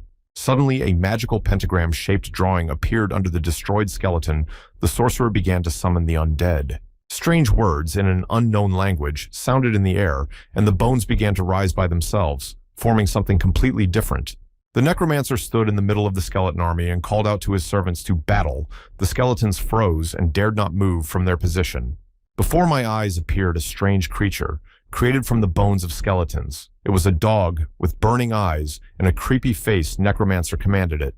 The monarch looked with surprise at this monster. For the first time in his life, he had seen something like this. It was a hellhound that immediately rushed straight at him.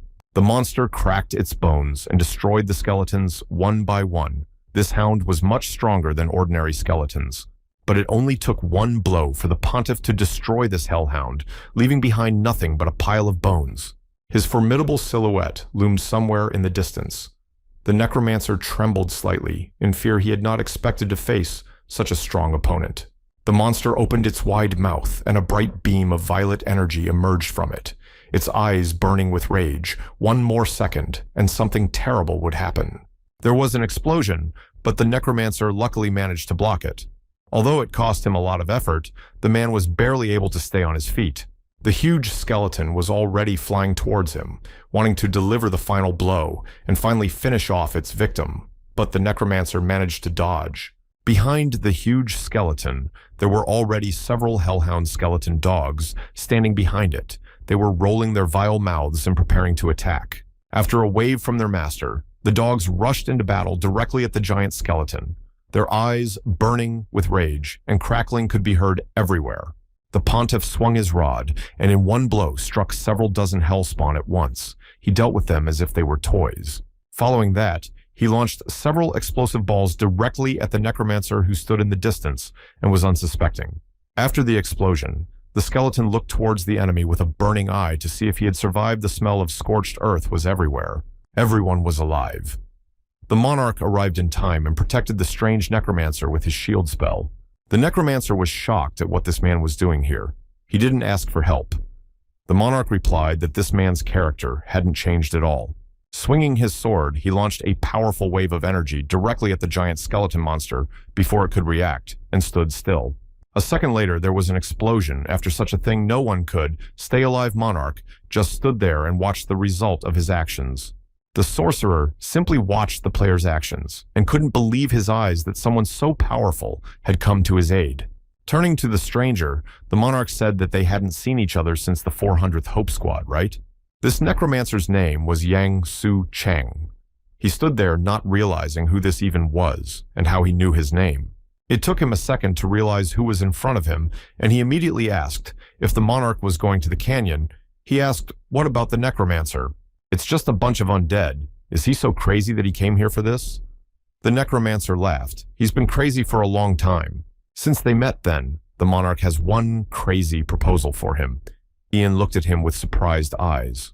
Without any hesitation, Hayuk said he wanted the necromancer to join the masked squad. Not expecting such a harsh sentence, Ian didn't know what to say. It was too fast. The smiling monarch said he would help him achieve what he wanted and surpass Ahmed Hassan. Squinting his eyes, the necromancer thought it was indeed a good suggestion, but it was too fast, and he thought there was a catch. Besides, the masked soldiers are already very strong, so why would they want someone like Ian, who's just a simple warlock, is pointless. Turning around with a smile on his face, the monarch said that this time they must catch him at all costs. His voice sounded resounding. They must catch the devil. Ian stood behind and did not know what to say. This sentence fell on him like a thunderbolt. Somewhere far away in the airport premises, there were many people, some going on their flights, and some returning to their home country. Jane was walking down the hallway and pulling behind her a large pink valise. With her belongings, the girl looked irresistible. Suddenly, her phone rang. She answered it immediately and heard a familiar voice in the receiver. The woman looked at people who were looking at posters of masked heroes and said she had just arrived in Korea. In the end, she said that she would sort it out herself, her voice sounding very unhappy, as if she had been stumped by something. Suddenly, the woman shifted her gaze sideways to one of the screens on which the news was broadcasting. There was the same monarch. She said she would meet him first and then deal with the rest, and hung up. Soon the girl came to the cafe. There were very few people there, only a lonely man sitting near the window with a cup of some drink. She immediately recognized Sang-min and called out to him. The boy turned a surprised look towards the woman. She came closer. The frightened kid said hello. In a trembling voice, the girl asked, "So the monarch didn't come?" In broken English, Min said he didn't know the language very well, so it would be difficult to dream here. Then the girl switched to the Roselian language that was used in the game, which made it much easier since Min was also a player. He was still nervous at the sight of this girl. Jane said it was nice to meet you. She introduced herself and said she was the leader of a black group, which put the kid in an even bigger stupor and scared him. Sitting down beside him, she immediately congratulated him on mopping up. The canyon echoed. Min thanked her still in the same shaky, scared voice. Jane then asked where Monarch Min was and said that he had a lot of things to do right now, so he had to leave. Taking a few sips from the mug, Jane smiled. Of course, he is a very busy man. Then we should get down to business. Taking a small briefcase from under the table, Min placed it on the table and slid it toward the girl. She carefully but quickly assessed the contents and seemed satisfied. Closing the suitcase, she said confidently that she would take care of it and not to worry about anything. Her voice was calm. The boy wanted to say something else about the monarch, but Jane reassured him it was only a matter of time before they got here. As Richard walked through the airport in Korea, he looked extremely wary, realizing that the press would not be spared. It happened like that, and all sorts of reporters immediately began to hover around him, asking about his purpose for coming to Korea. Michael Bjolin, a representative from the UK, was sitting in his comfortable car drinking champagne and enjoying the views of another country. Following this, a woman accompanied by 2 bodyguards appeared at the airport. People immediately began to pay attention to her. She was incredibly beautiful. This representative of China, Luo Soi, next to her constantly had 2 men of strong physique. Russian representative Yan Galayev was now in the center of Korea and ate the local cuisine, enjoying its divine taste. Japan's representative Hasegato Ryota was in a cafe thinking over a cup of coffee. Next was the man from Germany, Dragon Slayer Manuel Mateus, a bald man formidable in appearance wearing a cloak. Soon, he was standing near the castle of the mask and was amazed at its grandeur. He had never seen such a thing in person before, but only in a game. All the news was bursting with the announcement that the representatives of the most prominent guilds had arrived in Korea for a general convention. Richard walked surrounded by photographers. People were interested in what important business had gathered the most famous players in their country. To everyone's surprise, came the news that all the representatives gathered near the Castle of the Mask. There, by the way, already crowded a lot of people. And inside, representatives of different countries were already sitting at a luxurious table and talking among themselves while eating delicious food. Luo sat beside Richard, who was frowning as usual, and kept looking in his direction with a very interesting look. The blacksmith and the butcher stood on the balcony and watched. Chol couldn't believe that he was seeing all these people in one place again. But a smile was shining on the blacksmith's face after all. The monarch has a talent for creating such problems, and it's completely serious. Anyway, he's on fire as always, so let him do it this time. Michael finally got sick of it all and pounded his fist on the table and shouted how much longer they would have to wait for this monarch. Seeing all this, Richard said that Michael was impatient as always, at which the man took great offense to the fact that no one dares to show him such insolence. The Chinese woman said with a heavy sigh that the monarch didn't seem to have changed a bit either. Everything is late as usual. Smiling, she added that this man still thought they were all worthless, so there was nothing to be surprised about. When Michael heard this statement, he was very surprised. Worthless. He thought he was one of the main players. The woman turned to him and clarified, because they were constantly used as expendable material during the game. Pouring a drink from the decanter, Zhang Galayev said optimistically that he thought they had helped him get to the final quest after all. Or does she mean that this man could have gotten there without their help? A snide smile appeared on the man's face. But then the Chinese woman could not stand it and shouted after finishing the quest. The monarch, after all, received the entire reward. This is completely unfair. Richard frowned, suggesting that everyone speak frankly, since everything was clear without any unnecessary words. It's not about winning glory. It's about the reward for completing the quest. Luo looked at him with a surprised look and gritted her teeth. Isn't that why they're all here, to see what the reward for the last quest was? That's why they came here from their own countries. A smile appeared on Michael's face, and he said that one thing was clear. The monarch had brought all the items from the game. Let's just look at the equipment of the masked soldiers. It was obviously not made in their world, wasn't it?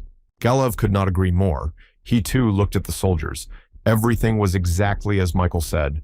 Something was definitely wrong.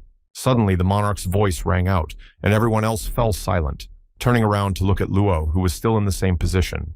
The doors opened, and there appeared the monarch with the rest of the masked warrior members. Such a good day should be enjoyed. With a smile on his face, Hyuk asked if they could have imagined that everyone would gather together again at once like that. Michael, who didn't share such enthusiasm, just grinned at him, but it was some kind of bad joke. Gritting his teeth, the Briton said that they had not come here to discuss the old days. They were here for some business. So let Monarch answer why he brought them here. I think Michael was pretty pissed off. Still with the same smile on his face, Hyuk asked him, why does he ask about it? Does it matter now? Let him have fun. But seeing the mood of the guests, he decided to get straight to the point, and with the same smile on his face, he waved his hand. As soon as Richard saw the monarch's hand disappear into thin air, he was surprised, but he could not believe it. Ryota's face rounded up in surprise. This was an interdimensional vault, but how did it get here? Could it really have been brought to this world? But questions were superfluous here. The monarch jerkily took out a large axe from the vault, and that was the answer to all questions. All the guild members present held their breath for the first time in their lives. They had seen something like this and couldn't believe their eyes. Gritting his teeth, Michael hissed, where the monarch even got such things from how he managed to do it. Without the slightest hesitation, Hyuk held out the hammer forward. It once belonged to Mike, didn't it? Now it's here. Unable to endure such abuse any longer, the Briton rushed straight to the monarch with the aim of taking the youth away from him. However, the hero put his hand out in front and said that he didn't call everyone here to tease, so let him calm down and sit back down. From now on, the arms auction begins, said the monarch, and showed everyone young. Now everyone will have a chance to get their weapons back. Everyone caught their breath for a second and froze in their poses, unable to believe what they had just heard. Michael was the first to come to his senses and shouted that this was nonsense, that it was his hammer and that it was his by right. With a laughing voice, Monarch asked, "Why would this hammer be in his possession from such insolence?" Michael almost swallowed his tongue how to understand it at all. Everything he brought from the game was unintentional.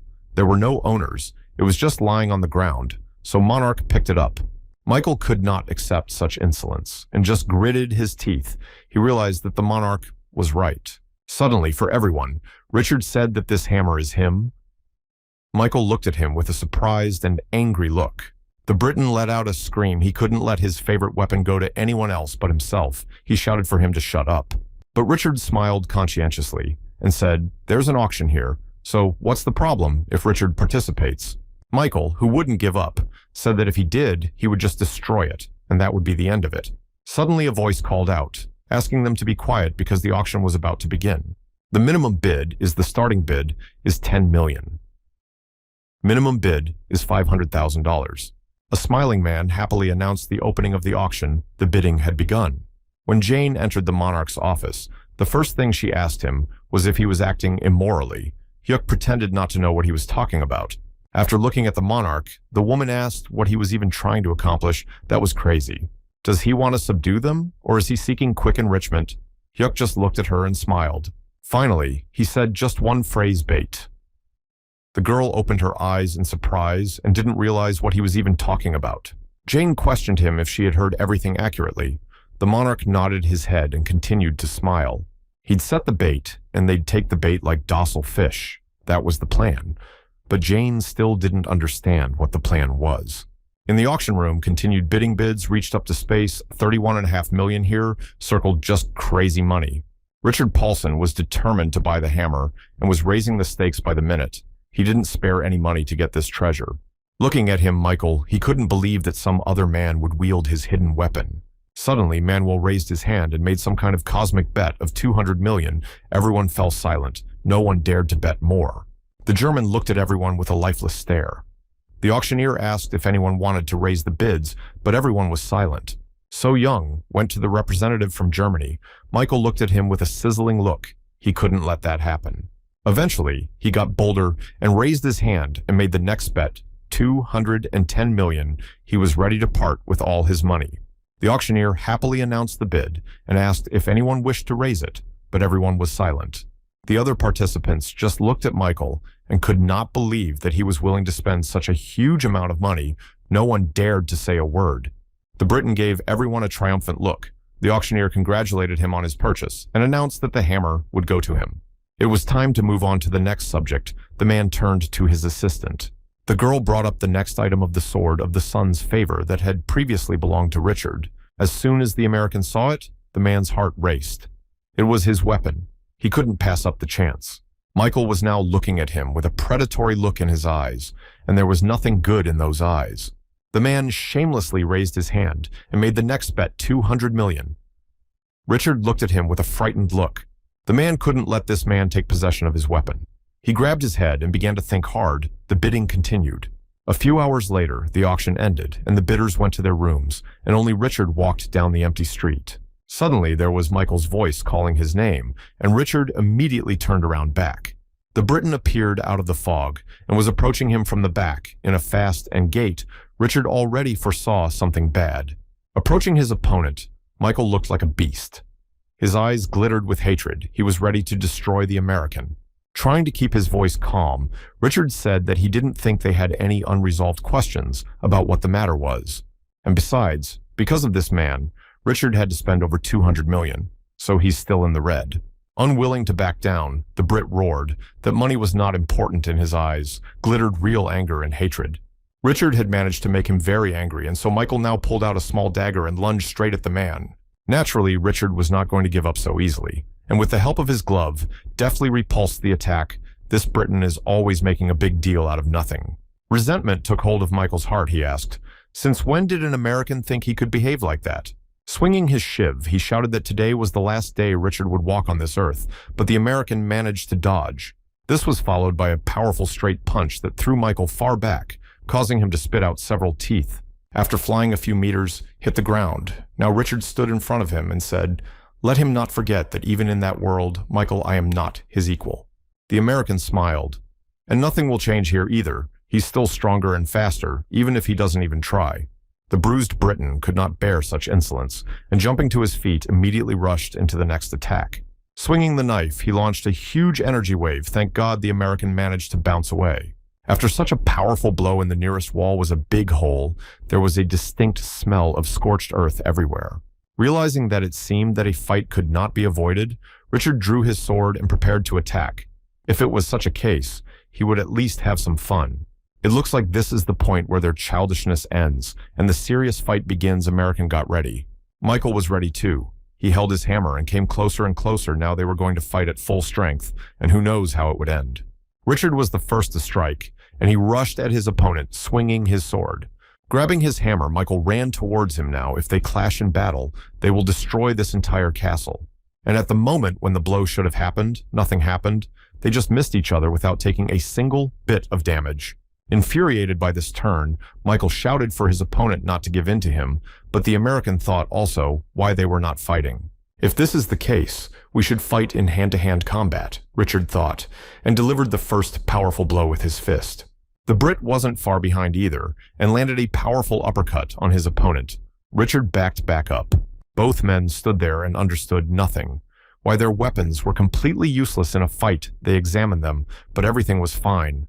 What was even going on here? Richard couldn't understand anything. His sword looked normal, but it wasn't doing any damage. For a few more seconds, they stood looking at their weapons, trying to figure out why they couldn't be used in a normal fight. All this time, the monarch was watching them from the window, a smile on his face as he smiled at the bait they had taken. On the table lay the favor of the sun, and beside it stood the infuriated American. Why didn't the monarch tell him that?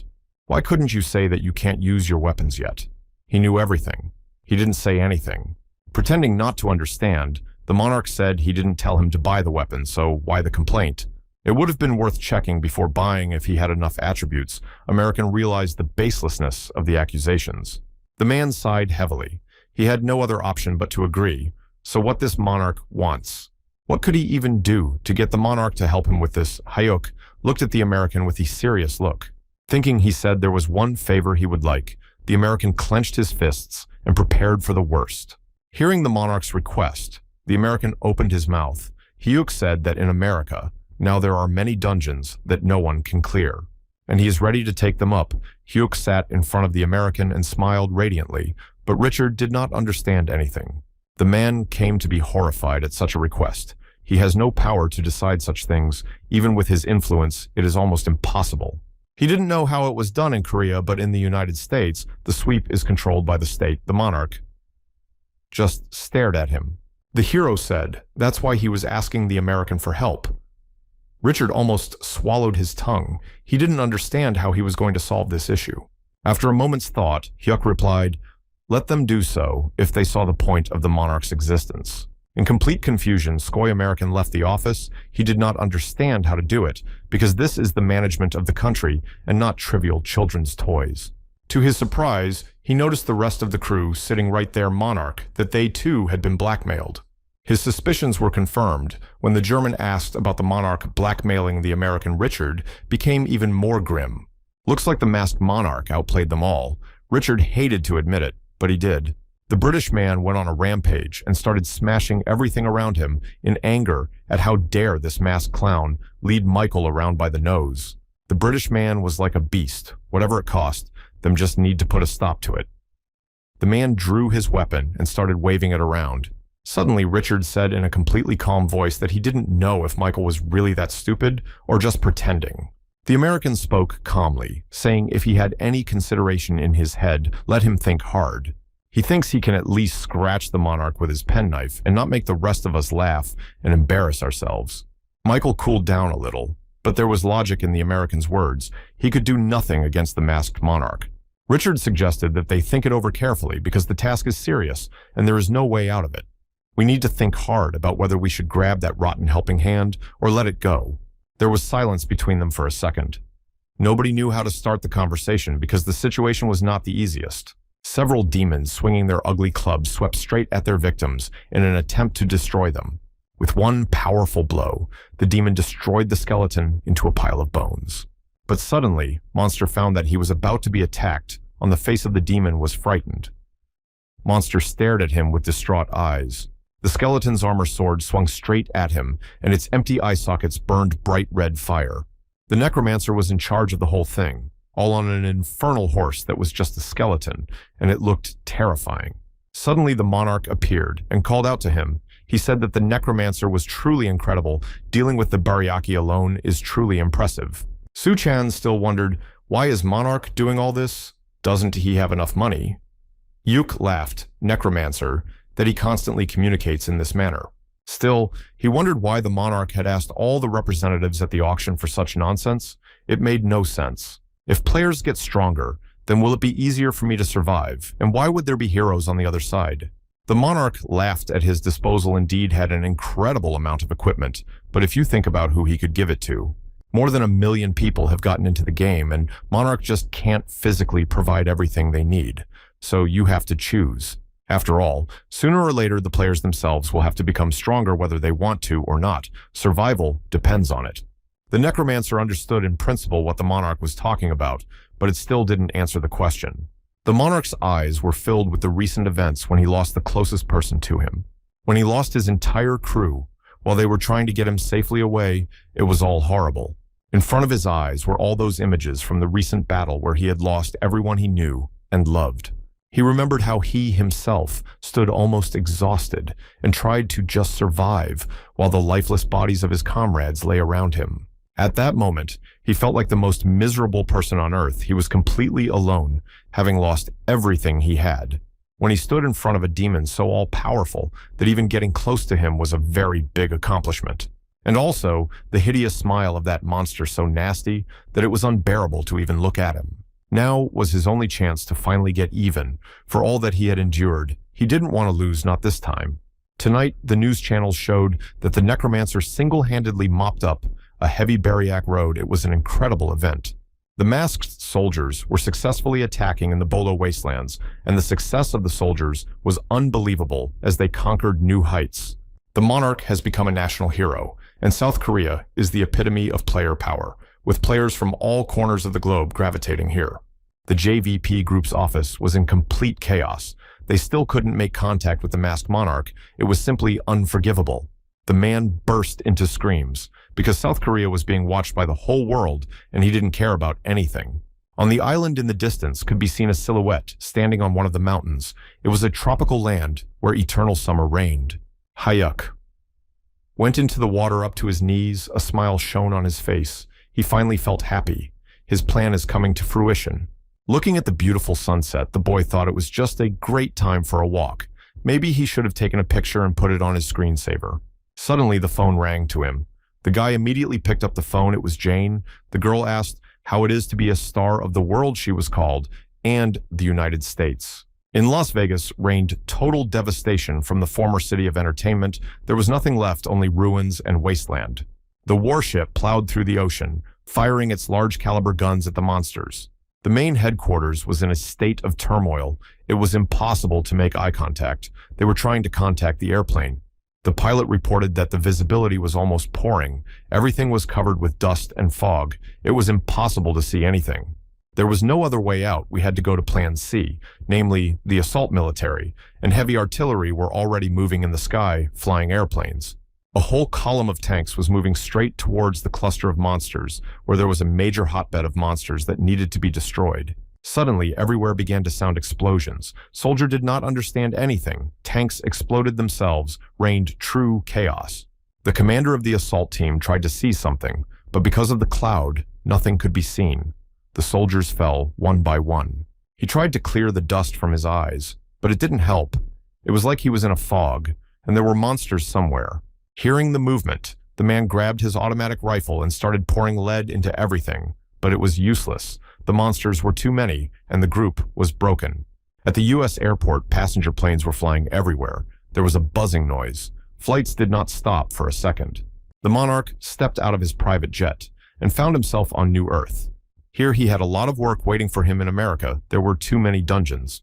There he was, already waiting for Richard. He met the monarch right next to the plane. Everything turned out as he wanted. The hero came closer and closer to him. The man stood surrounded by government officials. He had managed to organize everything after all, so he wanted to hear his address, at least a thank you. Monarch thanked him with a smile on his face. His plan was progressing just fine. They shook hands, and Richard wished him good luck, because the case was very serious. Soon, they were on their way to the scene of the accident. Richard said that the monarch probably already knew that the situation was worse than ever. For a long time, the 5 strongest guilds have been raiding this place. But unfortunately, all to no avail. Monsters are too many. With an understanding nod, the monarch frowned. The situation was very bad indeed, so there would be more work than expected. In a concerned voice, Richard said they were very lucky, as their government had approved the operation after all, but it was still difficult. The man turned his head back to the 2 others. Richard looked at them with an extremely displeased look. There sat Necromancer and Lilith the Demoness, started whining that she was hungry and wanted ice cream, and the Skeleton Lord just grudgingly asked what he was looking at. Looking at the monarch with some skepticism, Richard asked if he was sure these 2 could handle it. Hayuk looked at him and said that the masked soldiers had a lot of things to do in Korea, so he had to get out of it and take them. The soldiers are busy with other dungeons, so there is no choice. Richard simply remained silent. Still, the man boiled over and began to shout. It seems the monarch didn't quite understand the hundreds of people there laid their heads down. This place is not to be underestimated. The monarch just listened in silence. Suddenly, the necromancer perked up. He said he didn't understand English well, but whatever Richard told me, he shouldn't worry. Looking at him with his fierce gaze, the necromancer added that he never loses, so there is definitely nothing to worry about. In his head, he mixed up some incomprehensible people. Not even being soldiers will destroy monsters. It was more like a joke. A small drone flew over the deployment site where many people, and especially reporters, had gathered to see the monarch with their own eyes. As soon as the superhero came out, people immediately got their cameras ready and shrieked in surprise. Here he is the highlight of the program. The monarch moved forward with his subjects. The people immediately pointed their camera lenses at him, and there were sounds of flashes everywhere. The ubiquitous journalists tried to ask questions, but the diligent guards pushed them back, and the monarch had too much to do to give interviews. Soon the superheroes approached the scene and were already standing on a small hill, watching the scene. Standing in front, the monarch circled everything with his scrutinizing gaze. The matter was indeed a large labyrinth. Despite even such a trivial name, this place was considered impregnable. Even in the eternal world, the strongest players surrendered once they got there. Standing behind Necromancer asked, "Didn't Monarch attack this place earlier? Why he was so surprised?" Hayuk replied that there are often changes in the structure of the dungeon itself and the nature of the behavior of enemies, so it is difficult to predict something. It seems like it's time to move out. The monarch has ordered everyone to get ready, but don't worry. Despite all these soothing speeches, Suchang still tensed up. He was in a different country for the first time. Yes, and basically in a place like this. However, the headmaster reassured them now he was on a completely different level, so he would fight at full strength. There was a knock on Richard's car, and a man with a disgruntled face rolled down his window. It was the head of their guild, Harry Bartland, who looked at his subordinate and asked them if it was just the 3 of them. In his characteristic manner, Richard replied, "Can't he see for himself?" Harry remained silent and ignored the rudeness.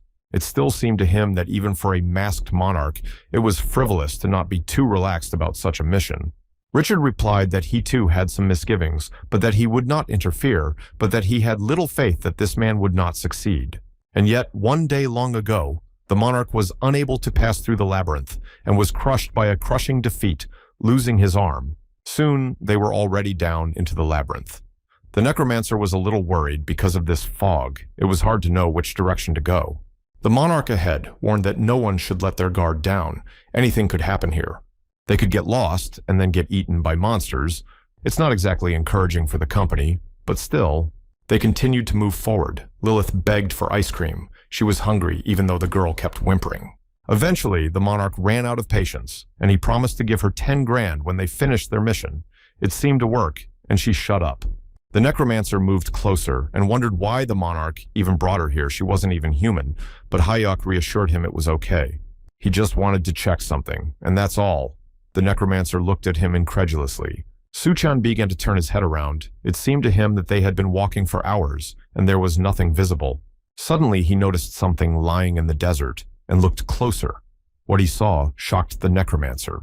In front of him lay the body of the monarch. The man opened his eyes in fear. Goosebumps ran through his body. It was impossible. The monarch stood in front of him, very shabby and seemingly barely alive. Everything turned over in Suchan's mind. He knelt down beside his comrade and began to ask what happened, who had beaten him so. But to his horror, at the last moment, he noticed that a tentacle had burst from the body of the defeated monarch. But suddenly, his entire body shattered under a powerful blow. The necromancer only had time to jump to the side. Now the real monarch was already standing in front of him along with the demoness, and holding his hand out in front of him seemed to be his handiwork. They moved closer to the bewildered comrade, and Monarch reminded him that he had said to be careful, or something like this would happen. Lilith looked at him and warned him to be careful, but the necromancer just kept silent, embarrassed by this. Suddenly, through the fog, they saw a lantern, shining with a blue glow, but it was unclear where it had come from. They came closer, and the necromancer didn't understand. So the whole time they were looking for some kind of lantern. Hyuk Po hastened to explain that this was a very difficult location, and it had once taken him 3 weeks to find the entrance. He picked up the torch and walked closer to the lantern, and that he managed only thanks to a clue in town. The boy lit a torch and held it out to the necromancer. The fire burned with a bright blue light. The monarch frowned and said there would be more of these lanterns to come, so keep your eyes peeled. And they should only clamp the 3rd, 4th, and 7th torch. The necromancer stared at the torch with an uncomprehending look. Of course, it sounded not difficult, but at least incomprehensible. Monarch moved forward, the others followed him. Suchan said let the monarch then light them himself. Why did he give the lantern? But the guy replied that he had something to do too. Then turning around, he added in a serious voice, "No matter what happens, the main thing is to just light the lights and ignore it." The sorcerer's mind was all jumbled up, and for a second he froze in thought, unable to understand. After a few minutes of searching, he reached the 3rd lantern and had already prepared a torch to light it. As soon as the necromancer lit the right lantern, the whole area began to shake as if an earthquake was about to start. Then he remembered his boss's words to just ignore whatever was going on and light the lantern's need to be calm. He then brought himself to his senses and quickly galloped to the next lantern, just ignoring whatever was going on. He had finally reached the 7th lantern and had already extended the torch forward. He was, as he was supposed to ignore everything, just going for the goal. As soon as he lit, everything around him began to clear. The fog was gone, and you could finally see normally. It turns out that he did everything right, and now a huge pyramid appeared in front of the necromancer's face, on top of which the crystal shone. Turning back, the necromancer wondered why it had taken so long for the others to show up. But looking closer, he saw 2 figures looming somewhere in the distance. It was the monarch with his demonic friend. Alive and well, the boss looked at his subordinate with the same serious gaze. Surprised, Sucheng asked where all these monsters came from. The hero replied that he also did not waste time, and this is the result. But you can't relax. There's still a lot of them, so let him keep his eyes open. The monsters started attacking out of the blue.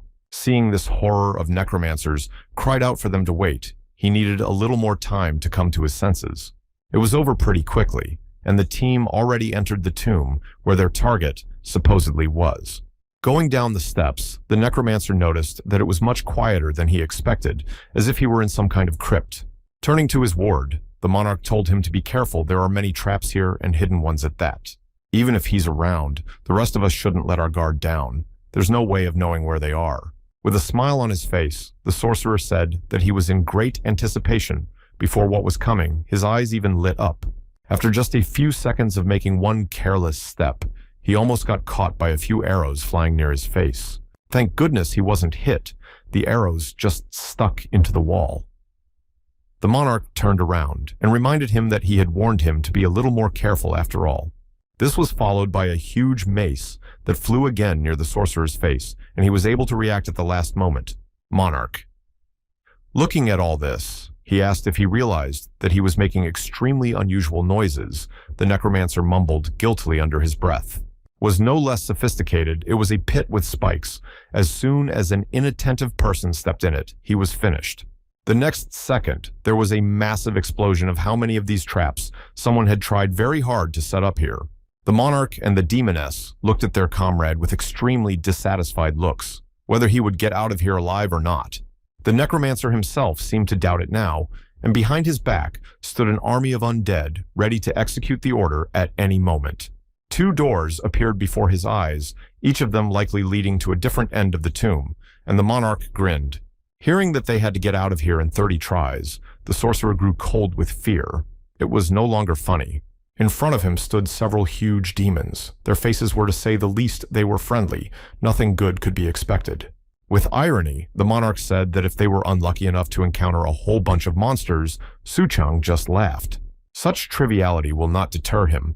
The man has already prepared his staff to destroy the army of monsters.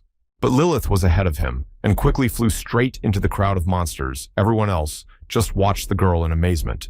One of the monsters swung a weighty paw in an attempt to catch the pesky demoness, but missed. She was flying at a tremendous speed. None of the demons could catch her or even get close.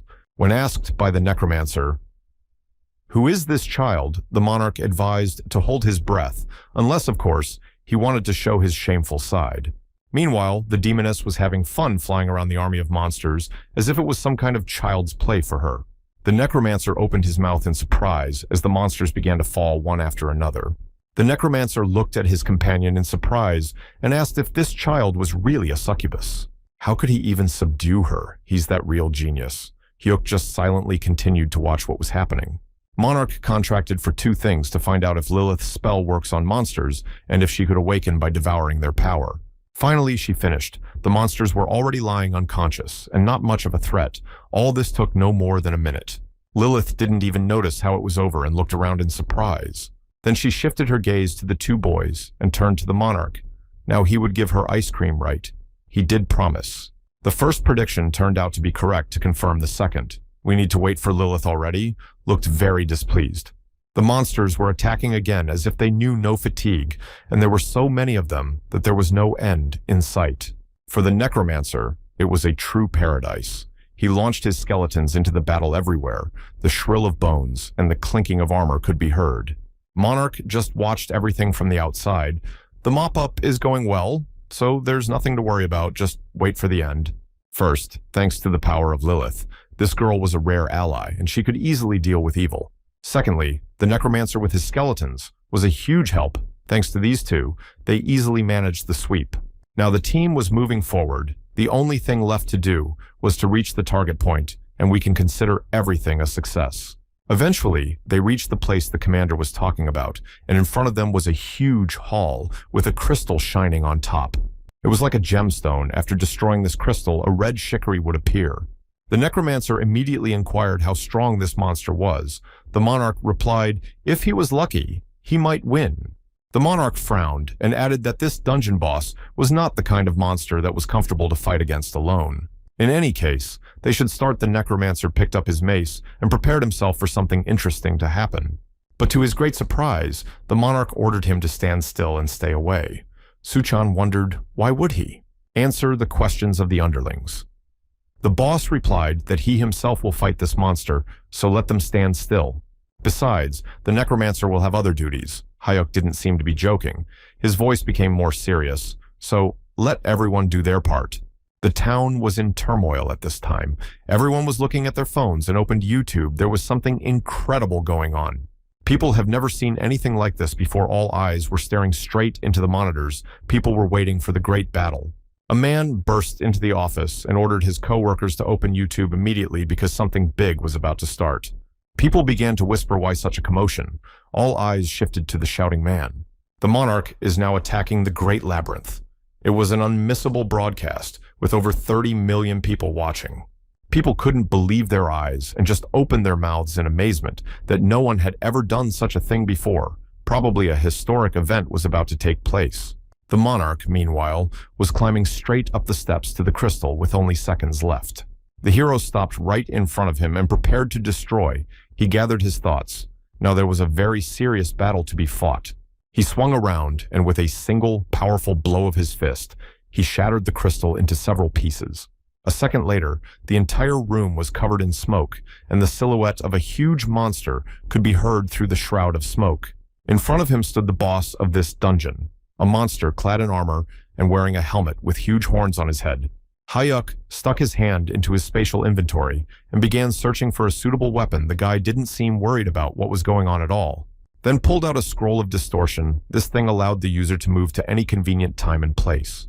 The monster felt his body vibrate. He didn't expect the man who awakened him from sleep to do something like this. The necromancer, along with the demoness, also felt their bodies begin to dissolve into the air. They were moving to another location. The broadcast showed that the team of heroes had moved into the desert, and now Monarch was standing in front of the monster. The tension between them must have become tense as the battle was about to begin, and everyone held their breath, waiting for something big to happen. Holding his phone in his hands, Necromancer filmed everything good. There were no problems with the use of phones, not dungeons, so everything could be captured. He kept wondering when the monarch had time to think it all through. It was genius. But Hayuk looked at the enemy with a lifeless look. The boss started to attack.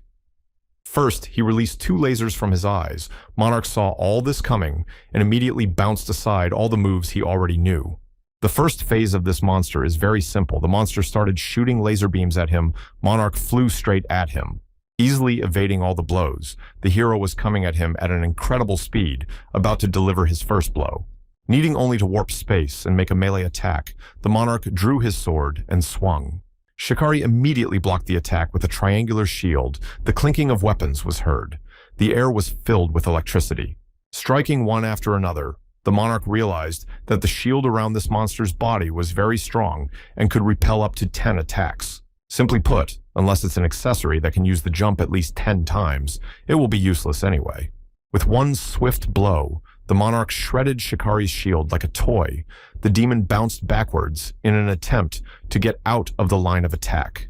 Now comes the second phase of the monster. He began to change, as if dissolving into thin air, strengthening his body. In front of them stood a completely different monster, now that he looked like a centaur. And in his hands were 2 huge swords. The monster was laughing at his opponents. He stood on his haunches, his eyes burning bright green fire. Now he was going to trample these people like bugs. No one dare stand in his way. A heavy thump was heard in the air and a column of dust rose up. The ground began to shake underfoot as the centaur kicked its hooves right in front of the monarch. It was his third attack, and it was also foreseeable. With an easy dodge, the monarch bounced to the side. The monster slammed its horns right into the nearest rock, making a large dent in it. He was breathing heavily, smoke billowing out of his mouth. The monster was furious that some bug would dare to mock him like that. The monarch asked his underlings if they knew what to do. The hero was already preparing to strike next. He jumped up and swung the sharp blade just as the centaur's back was turned to him. It was the perfect chance to attack. Applying a critical strike, Hyuk released a shockwave into the monster that struck the monster in an instant. Shikari's whole body shuddered in surprise. Soon, the enemy was defeated. The items that fell out of him were Shikari swords. Quite a useful thing if you think about it. People watched in amazement and awe as the raid was over in just a few minutes. Monarch really was incredible. The audience didn't even realize what it was, just stared at their monitors with their eyes wide with surprise. Sitting in his car, Richard was shocked that the monarch had dealt with this monster so easily that he didn't even have time to blink an eye. The guild leader sitting next to him had assumed that Monarch was strong, but he couldn't think that he was that strong. Richard said that this dungeon is constantly being updated. Monster has not given up on life. He will fight other players again and again. The commander looked at him with a thoughtful look. then there was only one option. Suddenly, Richard's phone rang. He immediately picked it up, and the phrase merfolk appeared, which made the man flinch. Richard looked worriedly in front of him and began to speak in a sort of muffled voice. He named places on the world map of the game, but the boss could not understand where it all led. Richard even mentioned the paradise island of Brarheim floating in the sky with a huge castle on it. The man asked what he thought would happen if all these places started to materialize in the real world. The boss was horrified it couldn't be. Richard understood that even a masked monarch with his power couldn't clean up these places alone. It was too complicated. It meant only one thing. The man was staring into the screen of the phone where a live feed with the monarch was being shown. The hero fought the monster with all his might, but Richard realized that in such a case, all players need to become stronger immediately. On the screen of the smartphone was an image of a horrible monster that looked like a goblin but had 4 arms. The monarch looked at the monster with a pensive gaze, but it seemed familiar enough to him.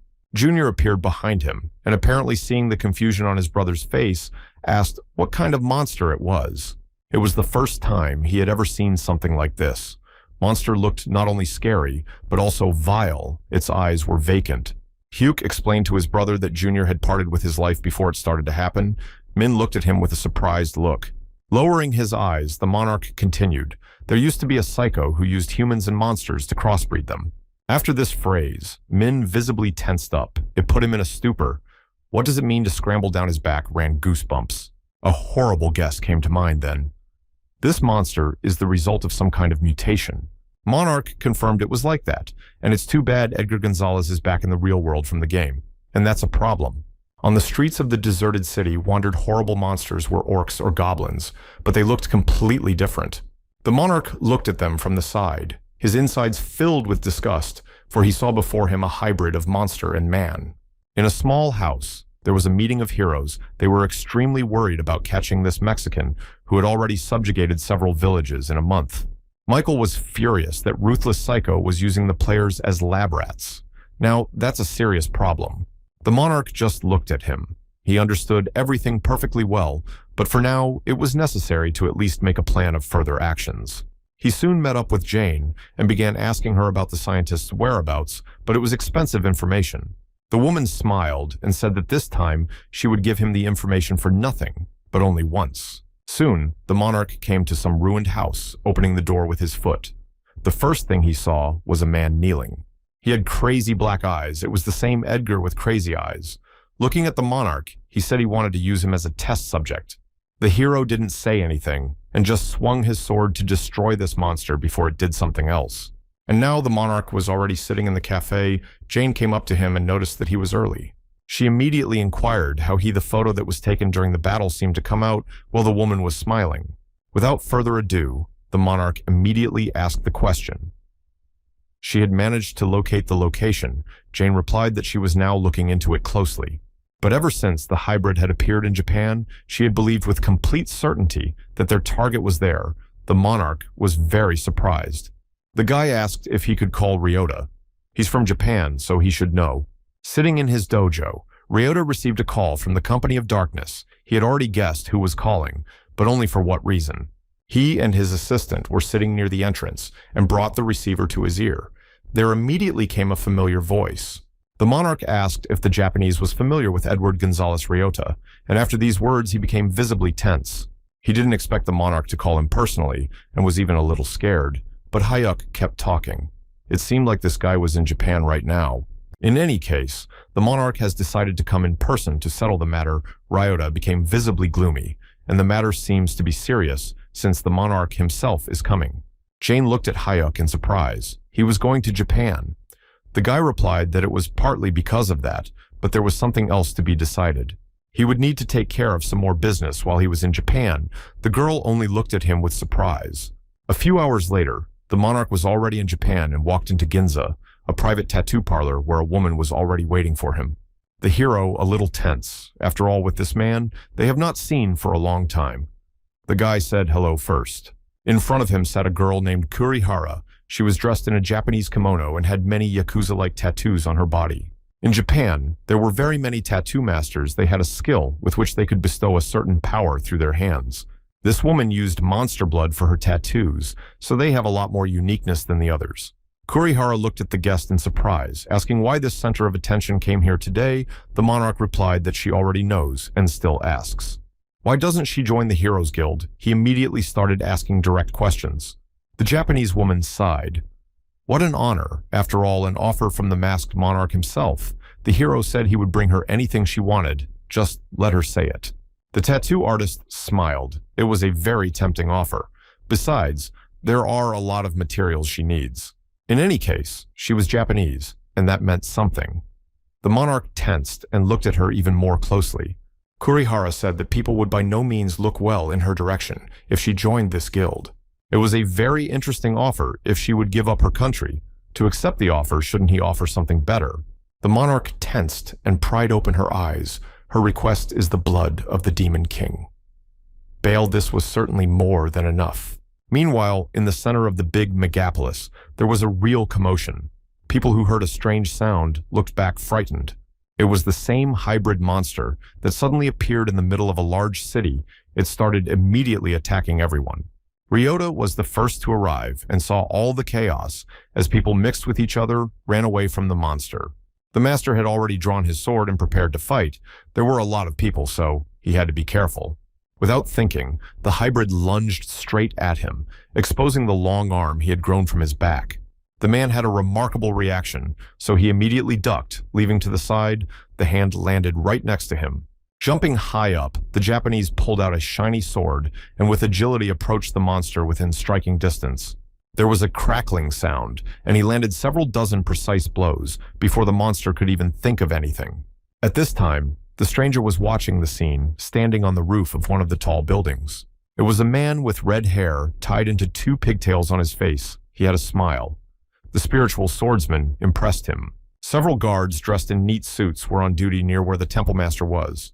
Sitting in his seat, Ryota was meditating as usual, focusing on the spiritual energy within his body, but the man already knew that someone had come to see him.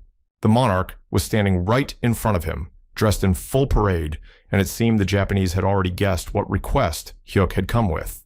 In a serious voice, the hero said it was the first time they had met together, just the two of them.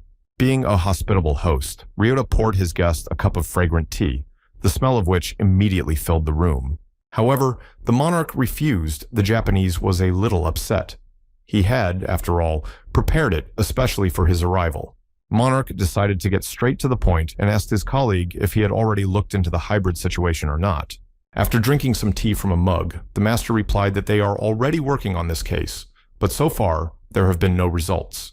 The monarch even got a little angry. This is happening in their country at every turn. They don't even bother to figure out. He was the only one capable of doing so. The Japanese looked at him with a serious look and slowly boiled over. He realized his guilt and apologized for disappointing, but they don't get support from the company of darkness. The monarch grinned. That's the point. The hero told me that the monsters inside the dungeon have specific negative energy, depending on their type. Sometimes this mana is saturated, and there is an explosion of great power capable of destroying everything around. That's what they call oversaturation. The Japanese listened carefully to every word. It was new to him. The man asked why the monarch is telling this. The hero frowned. He knows that one dungeon that can't be cleared has appeared where the king lives. Ryota twitched. He said, "What about that site in the center of town?" The monarch said he was giving him 3 days. In a gruff voice, Hyuk said that the Japanese should find the hybridizer and bring it in just in that time. The man clearly was angry. He made it clear that the Japanese man had no idea what would happen to him if he couldn't do it. In the evening, there were many people gathered in the spacious hall, drinking refined drinks and talking amongst themselves. There was an event going on. A fat man in a suit stood with a glass of champagne and smiled. He was very happy with what was happening because now he was a higher rank. Suddenly, he was called out by one of the people. The man turned around with a surprised expression on his face. The assistant congratulated him because the man had become the highest member of the department. The fat man laughed and thanked him without much enthusiasm. He said that as long as this award is given to people, he will try even harder. One of the aides told the chief to get ready. He had another visit scheduled. The fat man, accompanied by his assistants, was approaching the parking lot where a stocked Mercedes was already waiting. The deputy suddenly looked away from where someone was approaching him.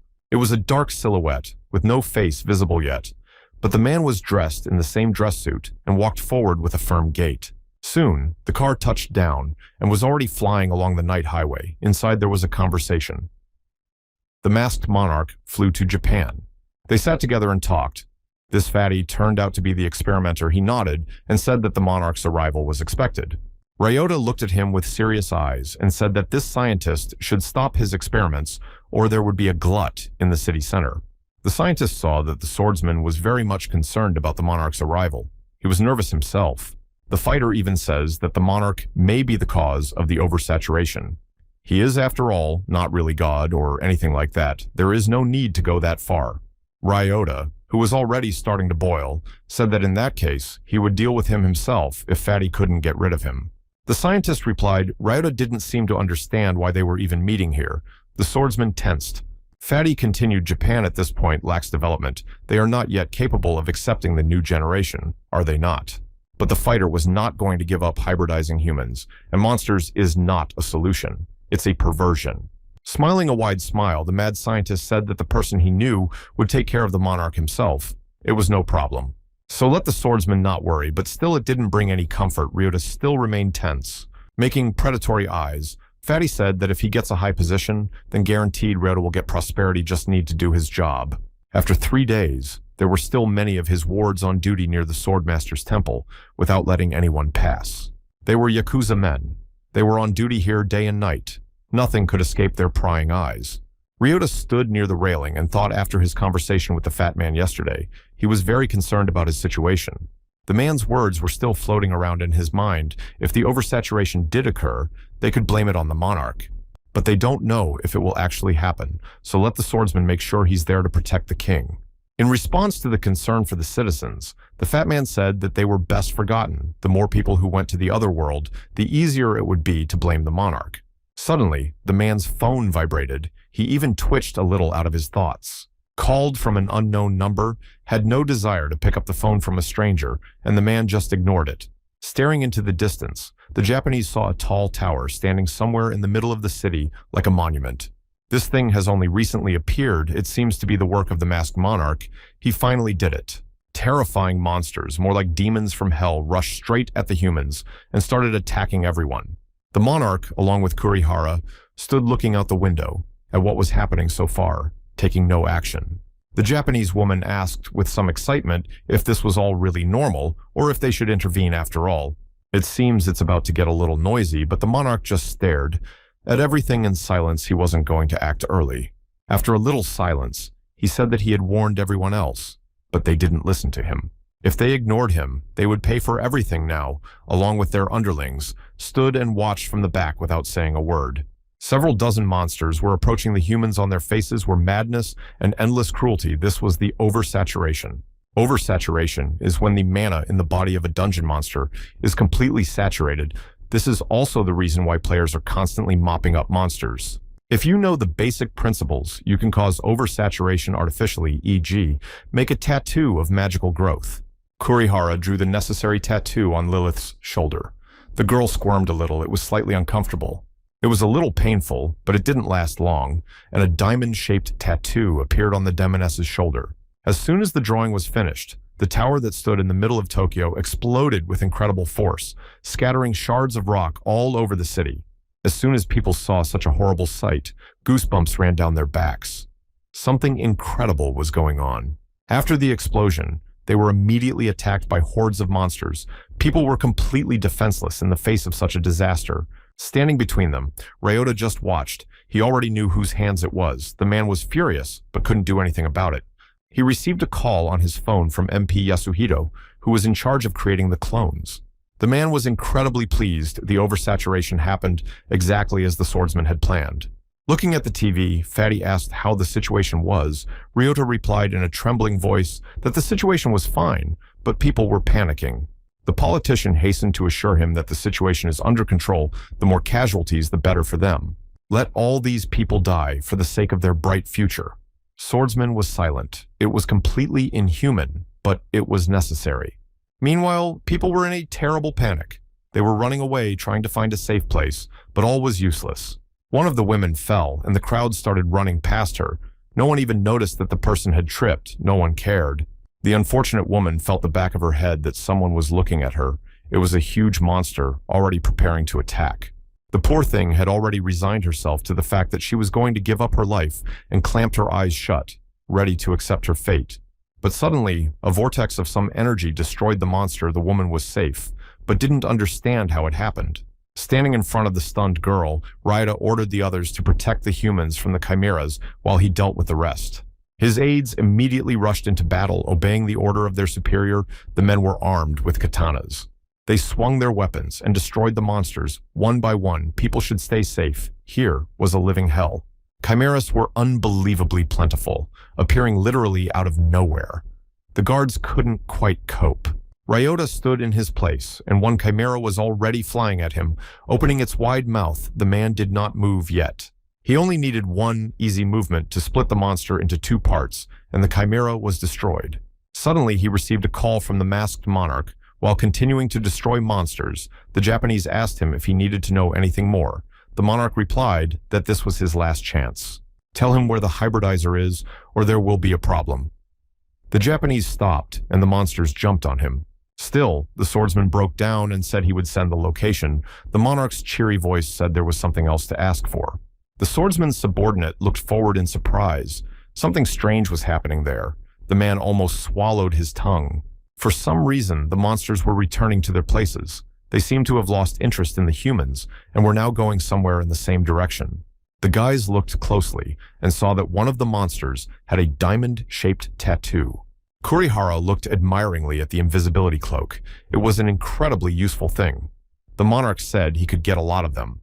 The succubi were already in the process of sedating the chimeras to safely transport them to a remote location, while the humans let them stay safe. Japanese girl got a tattoo that can control these monsters, so looked like a real oversaturation. Monarch noticed that he too can cause oversaturation if he wants to, but you can't let innocent people get hurt, can't you? Smiling, Kurihara looked at the monarch. He does have a keen sense of justice. However, what he meant by who was hiding behind Raida's back, the monarch continued to watch what was happening.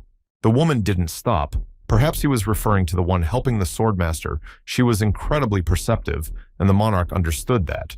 He remembered the fat guy who was always making mistakes around Ryota, and it was possible that he was behind all of this. What's more, Monarch hired a photographer to follow him around and dug up some very good dirt. Hayuk had long suspected that some important person had made a pact with Ryota, and it was impossible to ignore it. At that time, there could be a national problem. If the masked monarchs make a wrong move, it could turn into a disaster. He looked at Jane, who was talking to him through the video link. Then it would be easy. The monarch will just leave it to him to take care of his country. That will be the solution to the problem, so don't let him take offense. Somewhere far away, in an underground laboratory, were flasks with monsters immersed in some kind of liquid. A man in a white medical coat was tending to his guinea pig, most likely the same Edgar. The man heard someone come in and tensed up. He had already determined who his intruder was. There in the distance, silhouetted a masked monarch, and Edgar greeted him with a smile on his face, but it was fake. Hayuk and Kurihara had decided to deal with him personally, and were now standing right in front of the mad scientist's face. Monarch started a dialogue. He said that Edgar had better keep his head down, but the Mexican replied that he just couldn't do it. The monarch looked at him with a baleful look. It's still the same crazy lunatic experimenting on people. With this, he would be able to destroy this madman without a shadow of regret. The monarch put his sword forward and prepared himself. Edgar just looked at him with a lifeless stare and said nothing. He knew the end was near. Suddenly, the man took a large cigar out of his pocket and flicked on a lighter. He decided to at least smoke before he went to the other side of the world. He looked at his creations in the flasks. What a pity he could have created so many more wonderful specimens. The masked monarch and his companion looked around at this creepy place, overflowing with monsters. At last, the Mexican said that he had left someone to take his place after all and put a gun to his temple.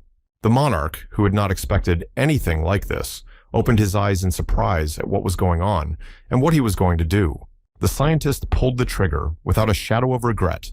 The shot rang out, and he went to the other side. There was breaking news in Japan. There was a glut. People were excited. No one wanted to face the monster. Besides, Yasuhito has gone to the other side of the world now. Whoever was behind all these atrocities will no longer dare to interfere in people's lives. With a pensive look, Ryota read the morning news in the newspaper. His face grew darker. With every second, the situation heated up. Hyuk entered the international terminal, dragging a huge wheeled suitcase behind him. The guy moved forward as suddenly noticed a familiar face in the crowd and turned around for a second. It was Jane. She waved hello. As soon as she saw the old acquaintance, the guy walked up to her. Soon, they were sitting in a small cafe and discussing Yasuhito, who had taken his own life. The monarch added that except even mad scientists said something strange before going to the next world, it gave rise to bad thoughts. He said he'd already left someone to take his place, if that's the case. Who it might be, the guy tensed up. Jane wondered if it was really interesting, but maybe it didn't mean anything and was just some nonsense. The monarch had asked her to do it, but it wasn't like he'd summoned the girl just for the sake of it. Jane had already seen it. When she heard that the monarch wanted to find someone, she wondered who it could be. A smile appeared on her face. Looking at the old acquaintance with a serious look, Hyuk said that this mad alchemist was the person he needed. Somewhere in the slums of Hong Kong, two men were making an illegal deal, one selling the other a drug made from the body of a monster. Smiling a snow-white smile, the mad alchemist showed a pill and assured that this drug worked best. Suddenly, a stranger intervened in their conversation and said that in that case, he would like to buy it. As soon as the man saw who was standing in front of him, he immediately turned cold with fear. He definitely did not want to go to the other world. The alchemist shuddered and was about to run away, not wanting to go to jail for trafficking in illegal substances. He's almost done, after all. The man took a strange green ball out of his pocket and prepared to throw it. As soon as the bomb made contact with the ground, it was immediately covered with a vile green smoke and smelled of something foul. Standing in this cloud, Hyuk was beginning to feel annoyed. But why can't the question here just be resolved? Where did he wash off to? As soon as the cloud of incomprehensible smoke dissipated, the alchemist had already disappeared somewhere, and it would be difficult to find him. The man was running somewhere through the narrow streets in an attempt to get away. His whole body was shaking. The merchant couldn't figure out who this guy even was. He's from the police. If so, the alchemist is in big trouble. This stranger looked like a Korean. But what is he doing here? Suddenly, the face of the monarch appeared literally behind his back, and the guy confirmed that he was Korean. The alchemist sped up and ran away even faster as fear took over his mind, and the monarch just stared at him in surprise. Hyuk tried to reassure the man didn't remember him, but the Chinese man tried to get away. In front of his face were 2 boxes of bottles, and here was the escape route. The man immediately rushed toward them. He picked up the crate and threw it at his pursuer, hoping that it would somehow stop the annoying guy. However, without much effort, Hyuk threw aside the obstacle and ran onward after his suspect. But the guy didn't notice that there was also a vial of that nasty green liquid flying at him. A second later, there was a pop, and the entire space was covered in acrid green smoke. The alchemist stopped for a second. The man hissed. He didn't want it to end like this. Did this guy really go to the other side of the world? But there was no point in worrying. The monarch appeared right behind him and assured him that he was all right. The man almost had a heart attack. Turning to the strange stranger, the alchemist began to question how this man had even done such a thing. It was impossible. In a friendly voice, Hyuk said that the man probably didn't recognize him because he unmasked the alchemist, still didn't understand anything. Putting a hand to his face, the monarch put on a mask to make his identity clear. As soon as the merchant saw who was standing in front of him, he was even more frightened. The monarch himself was chasing him. Hyuk smiled. Finally, they met. Finally, all that was left was to have a normal conversation in a calm environment. The mad alchemist finally realized who stood before him and calmed down a bit, but the question remained as to why the monarchs were chasing him. They stood like that for a while, staring at each other, unable to say a word. A large cargo tanker was traversing the vast expanse of the sea. There was probably a very valuable cargo. Suddenly, the sailor noticed a strange island ahead of him. Had he been there before, he had to check the map. The captain himself shifted his gaze to the island. Indeed, it looked kind of strange. But when the sailor looked closer, his face covered with a mask of horror, he saw something that made his heart skip a beat. The island was moving. In the memories of the mad alchemist, once upon a time, the monarch brought him blue carrots and asked him to make 200 doses by the end of the day. The man looked at him with a surprised look. For the first time in his life, he had ever seen someone so powerful in his shop. Having obtained the necessary ingredients, the scientist immediately set to work. He sat for days and nights trying to create the necessary elixir. All the while, he was working hard on his work. His alchemy level was increasing with every second. The monarch visited his lab again and asked what ingredients were needed for the Iron Bear Skin potion. The alchemist fell silent. The customer again brought him everything he needed, and the scientist redoubled his efforts, and his chemistry level rose to 500. He worked tirelessly. The man was very tired, but orders came one after another. His head was just bursting. Eventually, his face changed. Under his eyes appeared circles, and on his face stubble, but his alchemy level reached the maximum. Now they were sitting on an airplane and heading to their destination. The alchemist was furious. He was constantly practicing alchemy and almost went insane. In a calm voice, the monarch asked if it was legal to sell potions made from the lifeless bodies of monsters. The alchemist shouted he had to make money. Suddenly, a flight attendant approached them and asked them to be quiet. Monarch smiled politely, and alchemist averted his eyes. Soon, they arrived at the place. The scientist said that in any case, if he was treated like that, he would leave the monarch, assured that everything would be fine. At the airport, no worse for waiting for Min, he saw the older man and waved his hand. The monarch turned around. He cheerfully greeted his younger brother, who stood and smiled, looking at his brother and the legendary alchemist. He approached the man and said with admiration that he knew the scholar was making over 100 potions a day.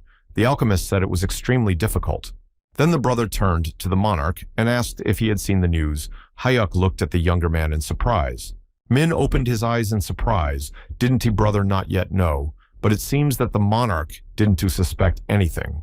There was a news program on TV, and the announcer was saying that many players were now gathering here.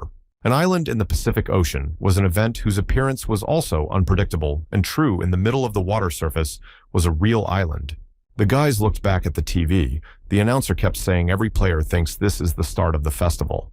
This phenomenon, called Mysterious Island, appears every decade in the Pacific Ocean and disappears exactly 30 days after its appearance. The island itself is a huge dungeon. You can earn skill points by clearing such places, which is used by experienced players. Using earned skills, you can buy a lot of great equipment. Yes, and just enrich yourself to the point of impossibility. It was one of those events that players could not miss in any way and immediately headed there all at once. On the island was already a lot of people as well as monsters, which by the way were friendly and served as NPCs. Finally, Mysterious Island appeared. Magic Castle and Heavenly City might also appear soon if things continue at this pace. Manuel had come there too, and now looking around it was unusual to see the island in real life. All the people were very excited and waiting for what was about to happen. They were getting ready. Galayev also twirled his head. He said that it was no different from a normal festival. Standing next to the Witch of Departed Souls confirmed. She asked her companion if he had already decided where to go. She had a smile on her face. Jan, with a smile on his face, replied that for the time being, he would enjoy his vacation here. There was no need to hurry. In a surprised voice, the Witch Po wondered if her companions were too relaxed, since this event was quite rare.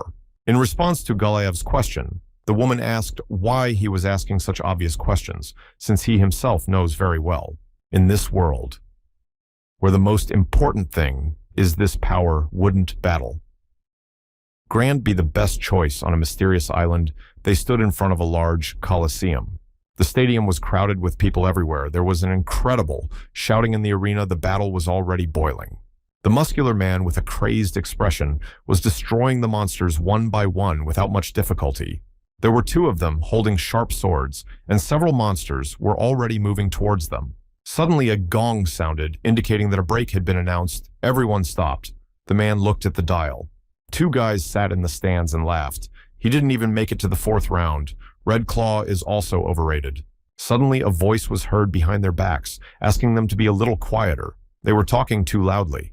Behind their backs, Lou sat and irritably said she wanted to concentrate. As soon as the guys saw her, they immediately freaked out. The woman watched the fight with a thoughtful look as soon as the boys realized who was sitting in front of them with fear.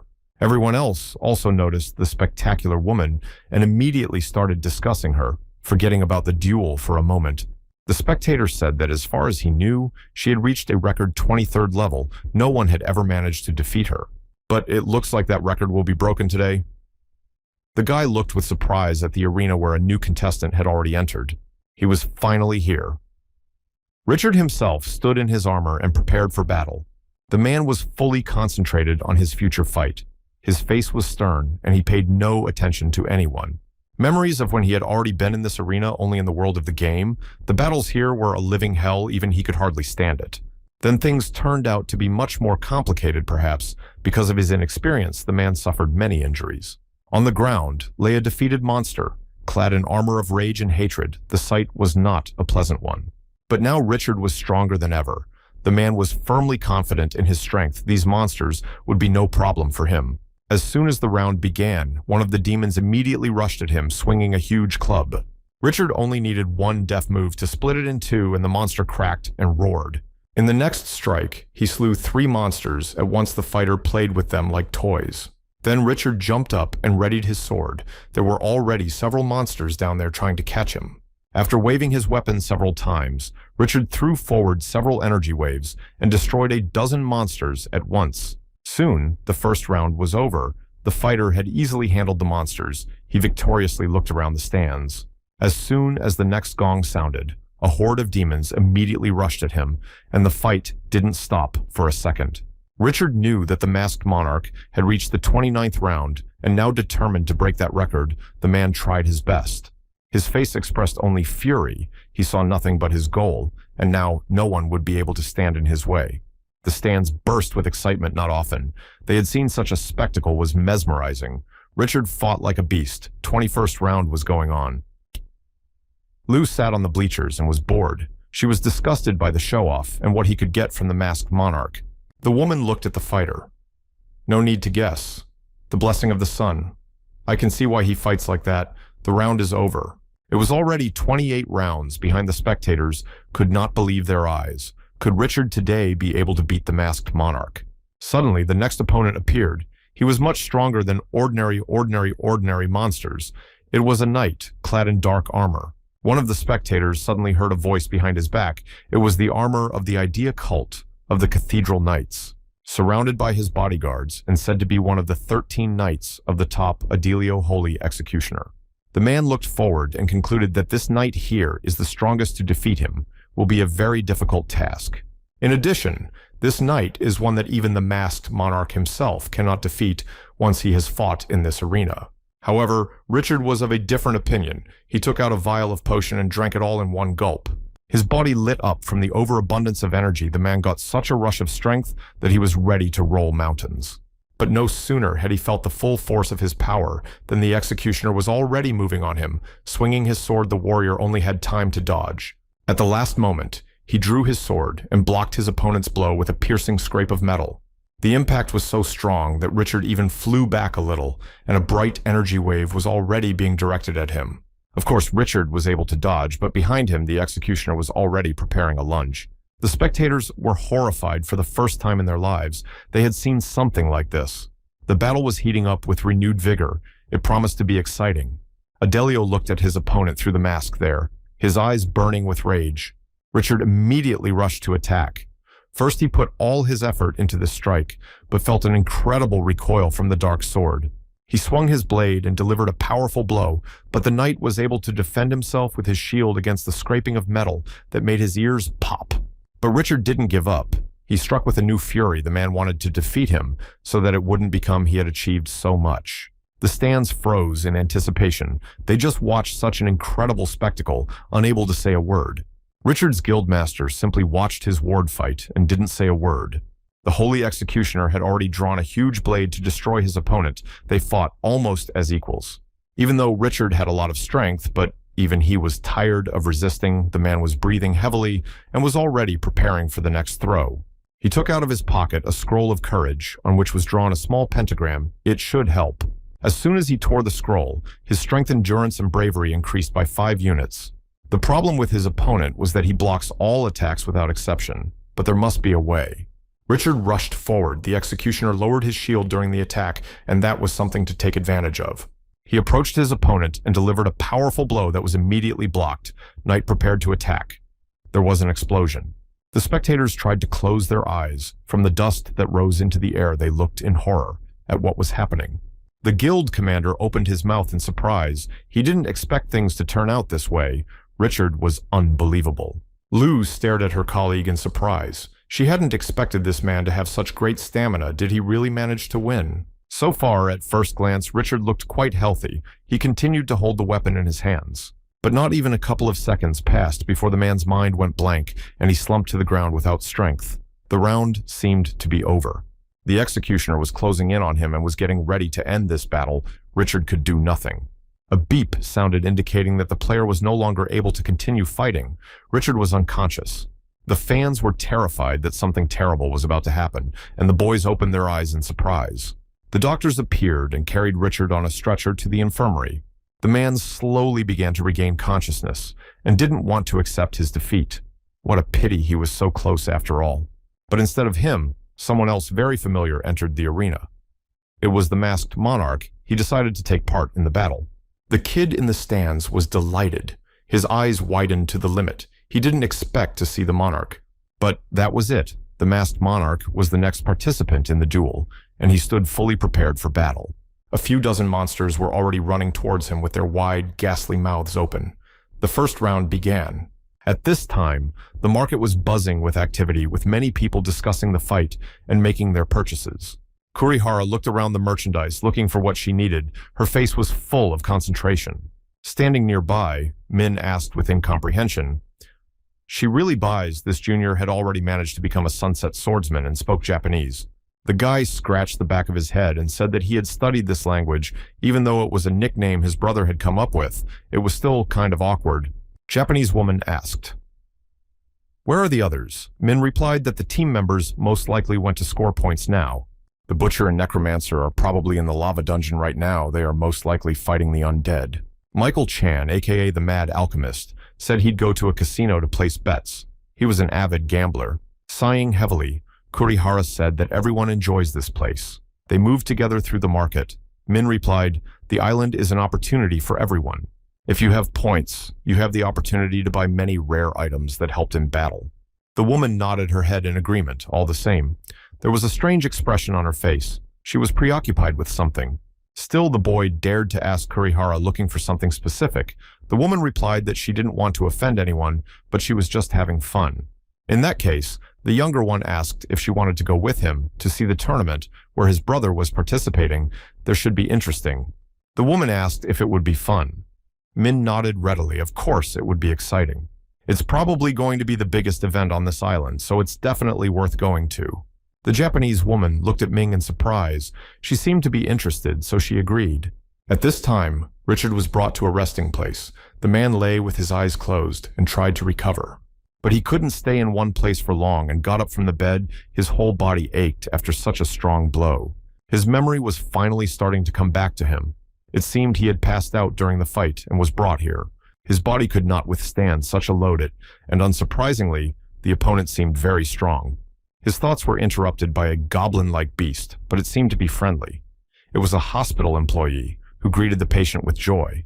The staff member announced that for passing the 28th round, Richard had received 3,240 points on the creature's face was a smile.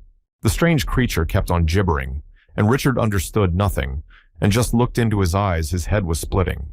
Eventually, the employee wished him a good time and left the room with the same smile on his face. The man still didn't understand anything, and even blushed with irritation. This weirdo just said it and took off. But still, he had no desire to sit here, so he decided to go and continue watching the round as a spectator.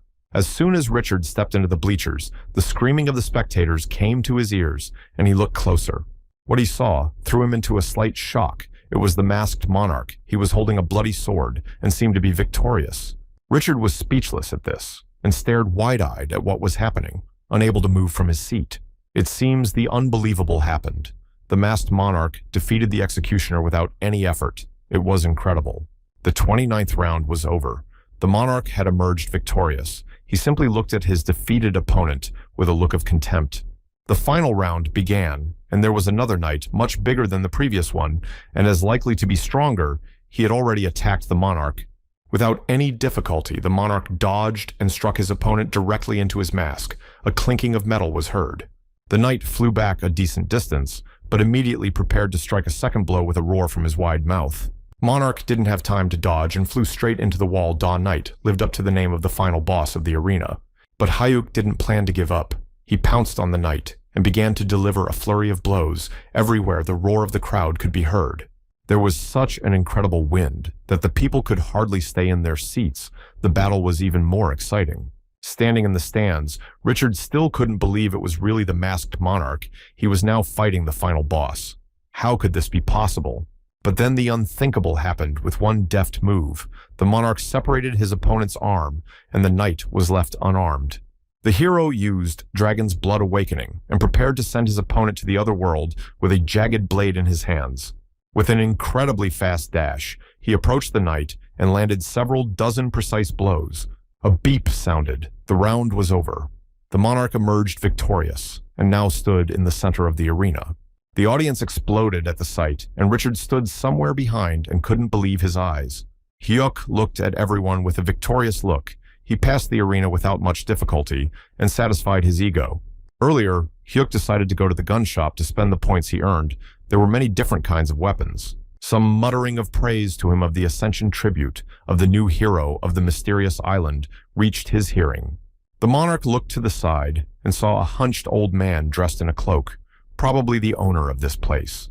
Saying that he had a gift for him, the old man presented the monarch with a strange book glowing with yellow light. It was a guidebook. It had several hieroglyphics written on it.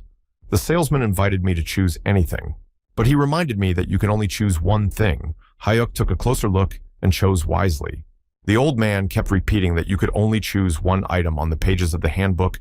There were many different kinds of uniforms. After a little thought, the monarch made his choice by pointing his finger at one of the items.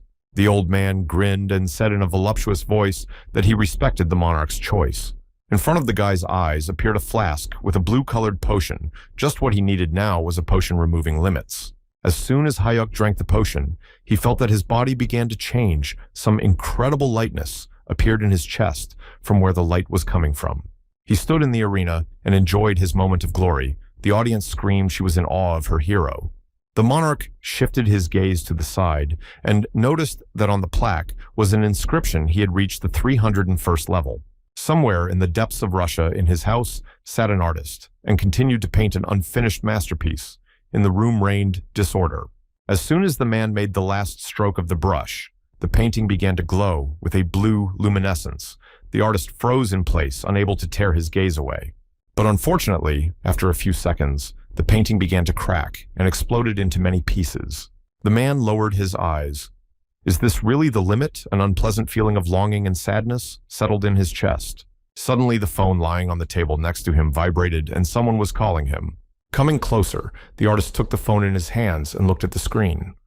After a second, his expression changed. Several hundred kilometers away, a girl sat in a German workshop and worked hard. Suddenly, she felt that someone was in the workshop besides her. The girl tensed up, pulling back the box. In the desk, she started rummaging around in there and soon found a gun and a pack of ammunition. Armed, the girl walked around the workshop in an attempt to find the intruder. Her footsteps were as quiet as possible. Hiding behind one of the walls, she tried not to breathe. Somewhere in the back of the workshop, an unidentifiable silhouette was walking around. It was a man with a bandage on his head. In a stern voice, the owner of the gun said she would advise against making any sudden movements. The girl pointed the barrel directly at the intruder and asked how he got here, and heard the click of the shutter. The man theatrically threw his hands up in the air and said pitifully that he had finally been noticed. It was Chol with a smile on his face. He said he wanted to call, but decided at the last minute to do a little surprise. The girl froze in place, but still held the gun by inertia. Lifting her glasses, she looked at the man with obvious surprise. It was an old acquaintance of hers, but what was he doing here? The action moved to Seoul, to the Castle of the Mask. There were already burning windows and near the castle revival. A lot of people gathered. They walked the streets and had fun. The atmosphere was favorable. Inside the castle was lively too. They were celebrating their victory, all drinking and partying with a heavy cloying odor around them. Mad alchemist. Michael had already managed to get drunk and smiled a silly smile as he thought that the Demon King's place had long since been cleaned up. The girl blacksmith looked at the monarch with understanding. But why did you have to call this lunatic here? The alchemist resented such insolence. But all the alchemist heard was a threat that if he didn't shut his mouth, he'd lose his life. Dina Kruger was the girl's name, was a magic engineer, and now she stood pointing a gun directly at the mad alchemist. Chan recoiled with horror as to how she had even brought a gun here. The girl replied that there were many ways to do it. The blacksmith interrupted their conversation, saying they could greet each other later, but now was not a good time. The alchemist turned around.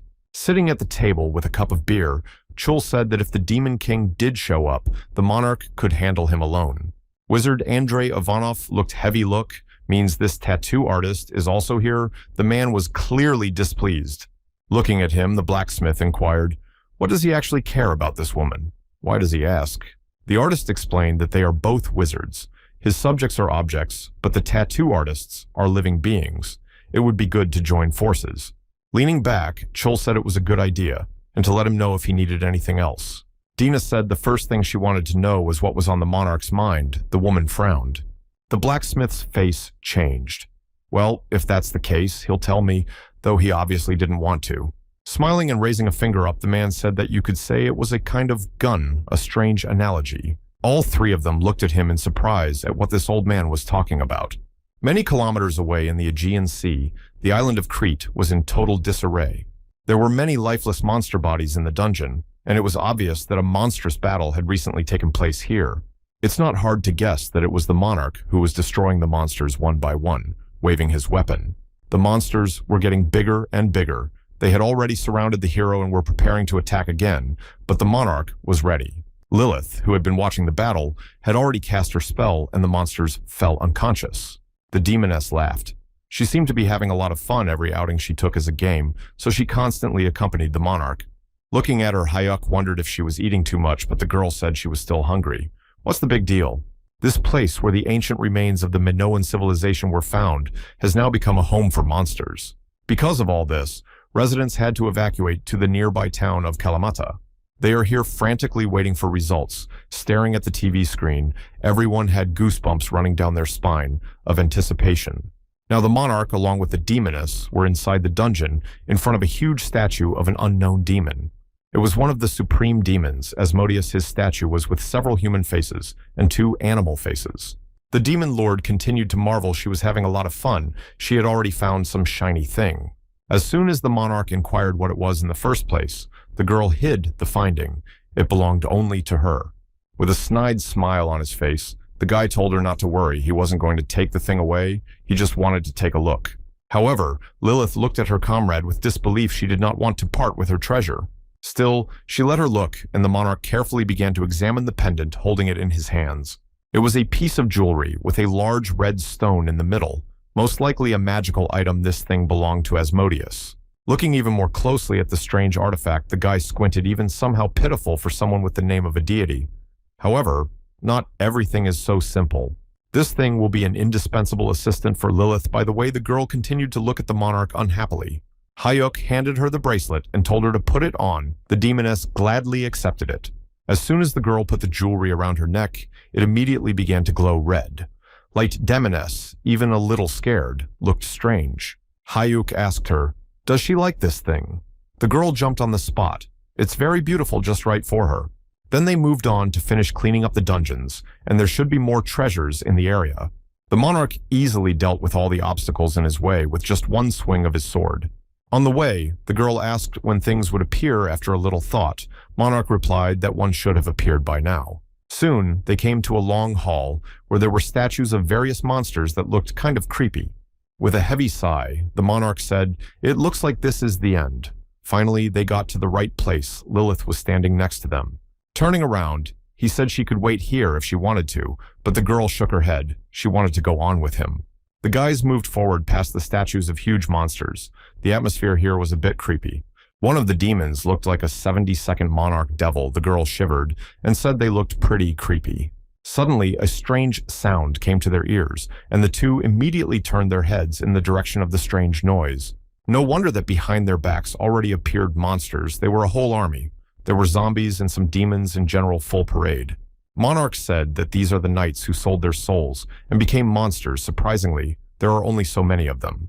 Let them attack. He drew his sword, and a multitude of monster knights rushed straight at him. For the monarch, there were no barriers. so he easily dealt with monsters just by swinging his weapon. Lilith, who was watching all this, opened her eyes in amazement at the skill of her leader. With another swing of his weapon, the monarch finished behind him and a loud explosion rang out, scattering the remains of the monsters in different directions. It seemed now it was time for the master himself to come out. The guy looked at the place where obviously the throne should be. And indeed, a strange silhouette was already looking at them from above. It was probably the boss of this dungeon. Before them stood a man with white, long hair and wearing some sort of ecclesiastical garb. It was the Grand Pontiff of Talon. In an instant, all the statues surrounding the travelers came to life, their eyes glowing red and the clinking of metal. Finally, he awakened. Monarch had already taken out his huge hammer from his shadow inventory and was fully prepared for battle. Seeing the uninvited guests easily massacring his army, the pontiff launched several balls of dark energy in their direction. But no sooner had the demon taken a step than he was overtaken by the monarch, who stood behind him and prepared to strike. One swing of the sword was enough for the head to separate from the demon's body and gallop across the concrete floor. The monster was defeated. The monarch came closer on the ground. There was some jewelry on the ground. It was a reward for destroying the monster. It was the crown of Talon's divinity. Inside was a precious red stone this equipment gave, plus 100 points to the charm. The monarch already realized to whom this thing should belong and handed it to the demoness. It was a gift. Lilith immediately rejoiced. The girl put the jewelry on herself, and her eyes immediately lit up with happiness. Finally, she got what she wanted. Suddenly, an incomprehensible vortex of energy appeared near her, and for a second, the girl seemed to fall into a trance. The characteristics had changed. Now she felt even better. Her face was glowing with joy. Smiling, Hayok said he was glad she liked it. The demoness laughed. Her master is the best. She loves her master. A sign suddenly appeared in front of the monarch's face. It had certainly been a long time since he had seen her level hung on another. It was time to move on. The dungeon seemed to be cleared out, but Lilith didn't seem to want to go back and was surprised. She asked why they should fly on an airplane when they could do everything much faster. The monarch looked at her in surprise. The girl's face changed, and a snide squint appeared on it. She asked, "So are they finally leaving or not?" With some disbelief, the guy looked around at what she was even up to. Suddenly, everything changed. The monarch looked around and realized that he was in his office, but how could it be? But the demoness seemed pleased with her antics and chuckled echidnically. She had managed to impress the master after all. With burning eyes, she began to explain, "This castle is the source of her power, so she can come back here, wherever she is." The monarch is even a little taken aback. She's talking about it, only now laughed. The girl replied that he never asked. In a concerned voice, the guy asked, "Is there anything else he doesn't know?" Lilith thought for a second and started listing trivial things. However, there was something else the girl said, that she could move to a person when they were asleep, and that was interesting. Before the monarch could ask any more questions, the demoness disappeared into thin air, leaving him to wait here for a moment. 10 minutes later, they were in a strange place. In front of them stood Richard, who did not understand why they were here at all. The man was horrified at what they were even doing. Here the monarch also wondered what this demoness had now done. Lilith said she had penetrated the dream. Unfortunately, she can only do that with people she knows personally. Richard had been standing there the whole time, staring dumbfounded at the uninvited guests and wondering how they had gotten here in the first place. He finally dared to say something, and the monarch, along with Lilith, looked at him. It was time to explain. Hayuk wondered if he could also enter dreams now. The demoness replied that she had never tried it before. Maybe now would be a good time. Realizing that they were not paying any attention to him, Richard began to boil with rage at what they were even allowing themselves. The girl began to fly through space. Finally, Richard came to his senses and yelled out what they were even up to. Why would they even teleport people out of their dwelling? The man was impressed and frightened at the same time. But the monarch just watched silently. After a little thought, Yuk said if he returned all the equipment of the members of the Absolute Guild, that would be enough. Richard was silent for a second. Seeing the bewilderment on the soldier's face, the monarch repeated that if Richard kept it a secret, Hayuk would return everything he had taken from them. Looking at him with a serious look, the monarch made it clear that he wasn't joking about it all completely. Seriously. Not understanding anything, Richard continued to stand and flap his eyes. It looked incredibly wild.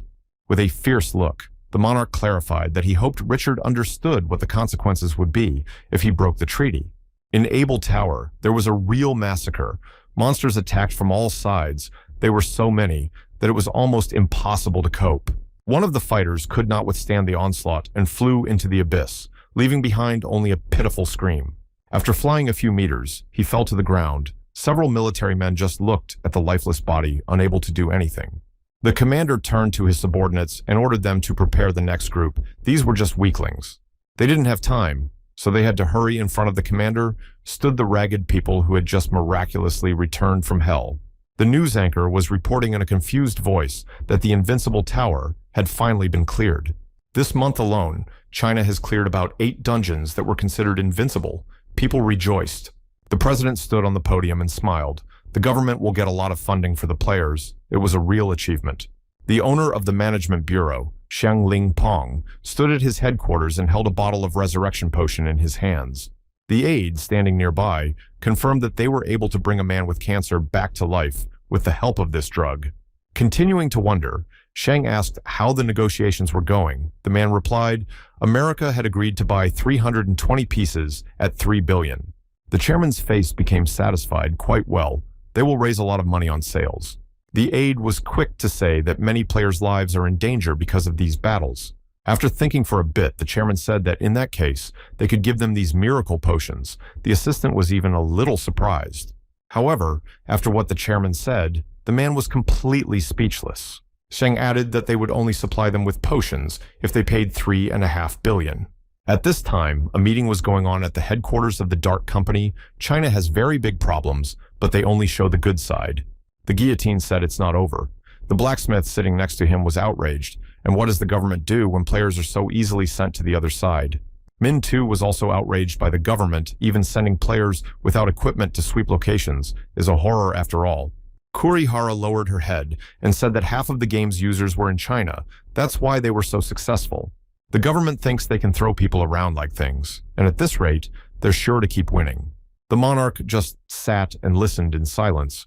He did not like the situation very much because at this rate, China will overtake South Korea, and besides, it is inhuman. While in seclusion, the guy summoned Lilith. The girl appeared from the portal and immediately laughed with joy. The monarch asked if she remembered the lady who was in the castle. The demoness thought about it, but Hayuk reminded her.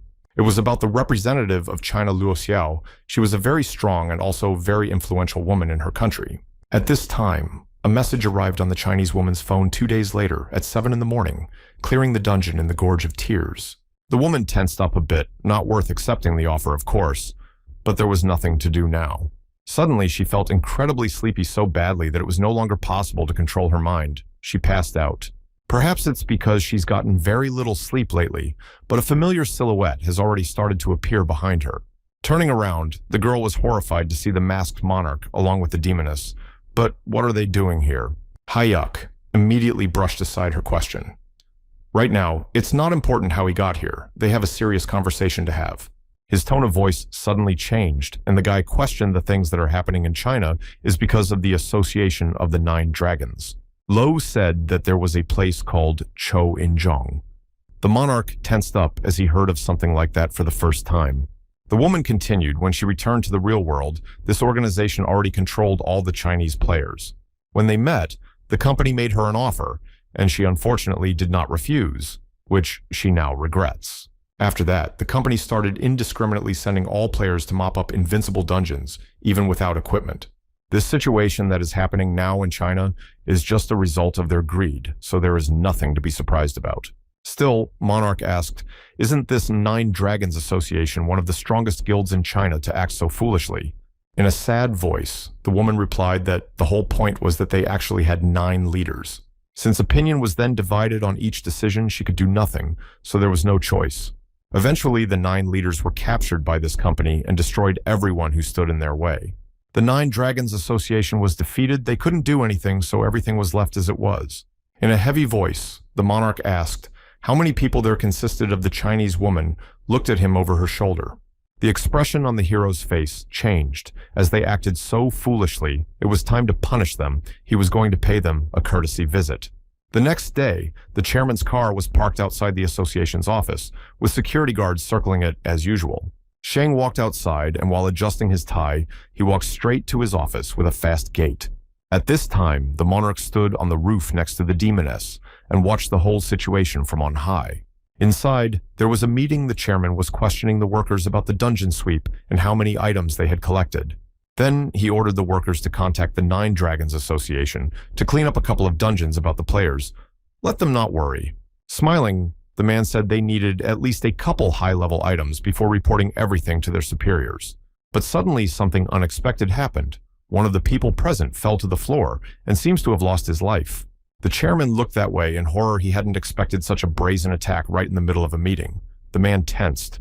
Following this, the rest of the workers also began to disengage, and soon the chairman were left with one man trying to stand up. He tried to wake up his subordinates, but the people just lay on the ground unconscious. Their eyes were covered with a white veil. Shang Tsung wanted to say something else, but he didn't have time to say anything as he was hit in the face by a powerful blow. The man fell to the ground and hit his head painfully. Naturally, it was the monarch. He appeared quite suddenly in his manner and now stood over the crippled chairman. Soon, Fatty woke up and immediately began to look around fearfully. The man had taken a couple of hard blows and seemed to have a broken nose. The helpers woke him up with a bit of grief, and they all found themselves in some strange cave-like place. Touching his broken nose, Shang asked what even happened, but no one understood. They just happened to be here. That's all. By the way, there was no way out of here either, which made the chairman terrified. The man seems to have realized whose handiwork it was. He shouted that he knew who the monarch was, but still, how dare he treat him like that? One of his subordinates suddenly said that he heard some sound coming from the cave. Fatty was silent for a second. Suddenly, a laser beam appeared from somewhere in the darkness and flew a few centimeters from the fat man's face, leaving a scratch. The man standing behind him lost his head. There was only a handful of ashes. The lifeless body fell to the ground. After that, a roar sounded, and monstrous creatures began to appear from the cave. They were chimeras. The aides, along with the chairman, came to terror. They did not expect to be attacked so quickly. Monsters began to grab people and destroy them one by one. Began a real hell. No one could resist such monsters. On the faces of people was a real horror. They did not understand anything and just became victims of the unknown. The fat chairman tried to run away, but one of the chimeras was already jumping on him. The man definitely wouldn't have time to do anything. It looks like this is the end. Somewhere on the street, the monarch stood and watched all that was going on. Finally, he was able to punish these arrogant people. He looked at the silhouette and the monsters that one by one were destroying these scum of society. Now he could get his revenge. The guy turned around and walked away from this cursed place. The deed was done. It was time to go back. The next day, the news broke near the gates of heavenly tranquility. There was an invasion of monsters. Citizens had to stay in their seats. Monsters were incredibly numerous. They came from everywhere. People just didn't have time to find a safe place. Lu appeared suddenly in her hands. She had a sword. The whole girl was wearing armor. Now she was ready to destroy the monsters. One of the demons looked at her with frenzied eyes and grinned its toothy maw. All at once, the monsters rushed at one woman. They wanted to destroy her once and for all. It was just prey for them. But no sooner had they reached their goal than they all turned to ash. Even the Chinese woman had to close her eyes. The vice president of the Kuryong community, Liu Haoran, stood with his monks. It was his job. The man made it just in time. Liu looked at him with a grateful look. After all, his help was just right. By the way, now they can easily destroy the monsters. The man ordered his fighters. Now they would destroy these monsters to the last man. He was the first to lunge at the monster called Drain. The man swung his sword. He was ready to destroy everything in his path. Watching all of this, Lu squinted her eyes. She couldn't let all of glory be taken away from her. In a second, the girl was already raring to go into battle in the thick of things. Now China will be cleansed of this filth. There was a huge explosion behind the temple, and a pile of dust rose into the air, and the sounds of battle could be heard everywhere. China has speculated that Xiang's disappearance is the work of players who are unhappy with the government's treatment of them. The reason for this rapid change was that members of the government became afraid lest one of them become the next target.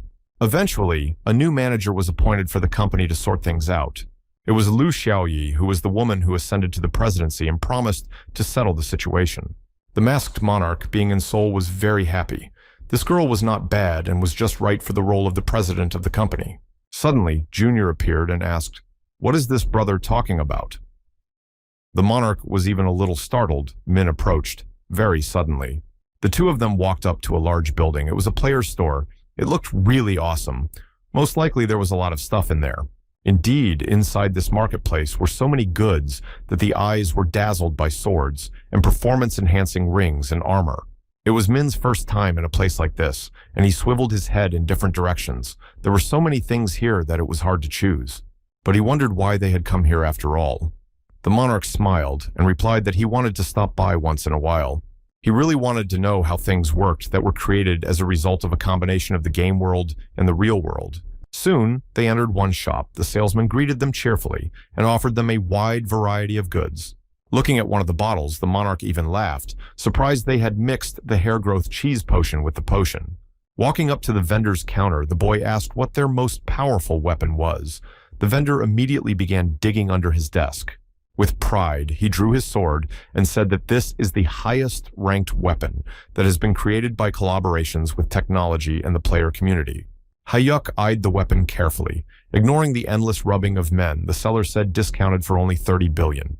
Taking the weapon in his hands, the monarch took a closer look at the weapon, which looked beautiful, but how strong it was. As soon as the guy made one awkward move, the sword immediately broke in half. The merchant was horrified. This was the best specimen. The man was furious, but Hayuk was very embarrassed by the salesman. After all, he said it was the best weapon. But then the merchant was stunned when the customer who broke his item agreed to pay the full amount on the card. He handed the card into the trembling hands of the merchant and said that here he would pay all at once. Junior just watched it all with wonder.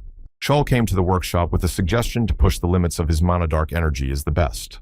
The employee said it's certainly good, but too dangerous. They make almost all guns using only white. His face changed, but white magic and dark magic just can't be combined with each other. Kurihara, who was standing nearby, noticed that the man's words weren't entirely true, even a little taken aback. The girl continued, "If you look at the abilities of her tattoo, it is similar to dark magic." The blacksmith, who came closer, noticed that it was a different expression on the man's face, visibly changed. Though she can use the blood of monsters to draw in the end, the powers encapsulated in her tattoo are mana. Standing next to Michael Chan said that then they need materials that can be combined with each other. Suddenly they heard the monarch's call and immediately came to his office. Hyuk was sitting in his seat waiting for them. On the doorstep appeared a team of blacksmiths, walked in front and cheerfully greeted the monarch guy, even surprised what kind of business they did not even knock. But it was not important now. Looking at the enthusiastic faces of his charges, the monarch was even a little surprised. Holding out a bottle with an obscure yellow potion to him, Chol continued to smile. Because cool, isn't it? But he didn't even bother to explain what it was.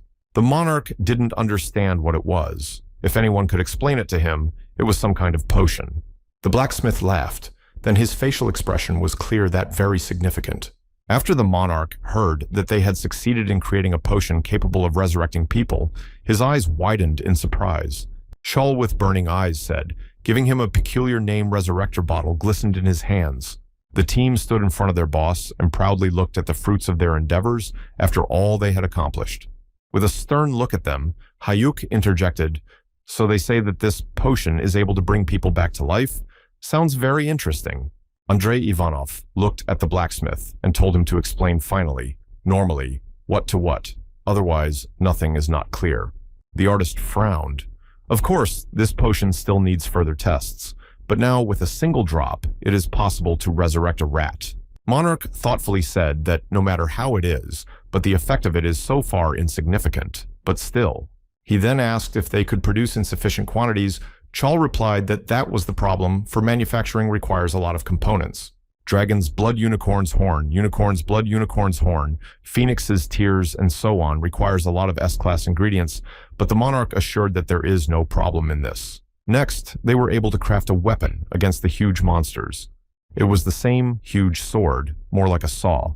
In addition, growing tattoos that are able to increase special stats and much more. Just like the most outstanding leaders, the skills of these masters were simply superb. They did the impossible. Monarch thought that after a while, players would use their weapon as their primary weapon. He had a smile on his face, and they would only get stronger because of it. The main thing was to keep up the pace. The next destination was Romania. Several masked soldiers were already engaged in destroying the monsters. Their long arms also reached Kazakhstan and needed to expand their influence and clean up the dungeons. Another point was Morocco. There were also a lot of high-class dungeons requiring mopping up. By now, they had a real meeting room, and the monarch was asking how the expedition was going so far. It was going well.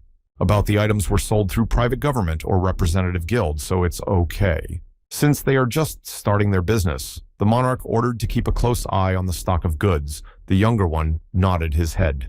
In distant and cold Siberia, a group of hunters were heading through the fog. They were not badly armed, but still there was tension.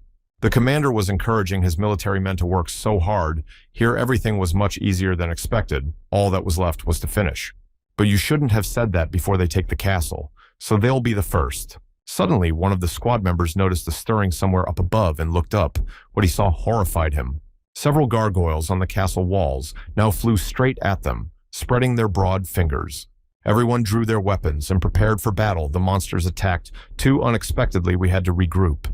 Inside the castle, there was a cold fog on the floor, lying many lifeless bodies of humans and monsters. Here was a real battle.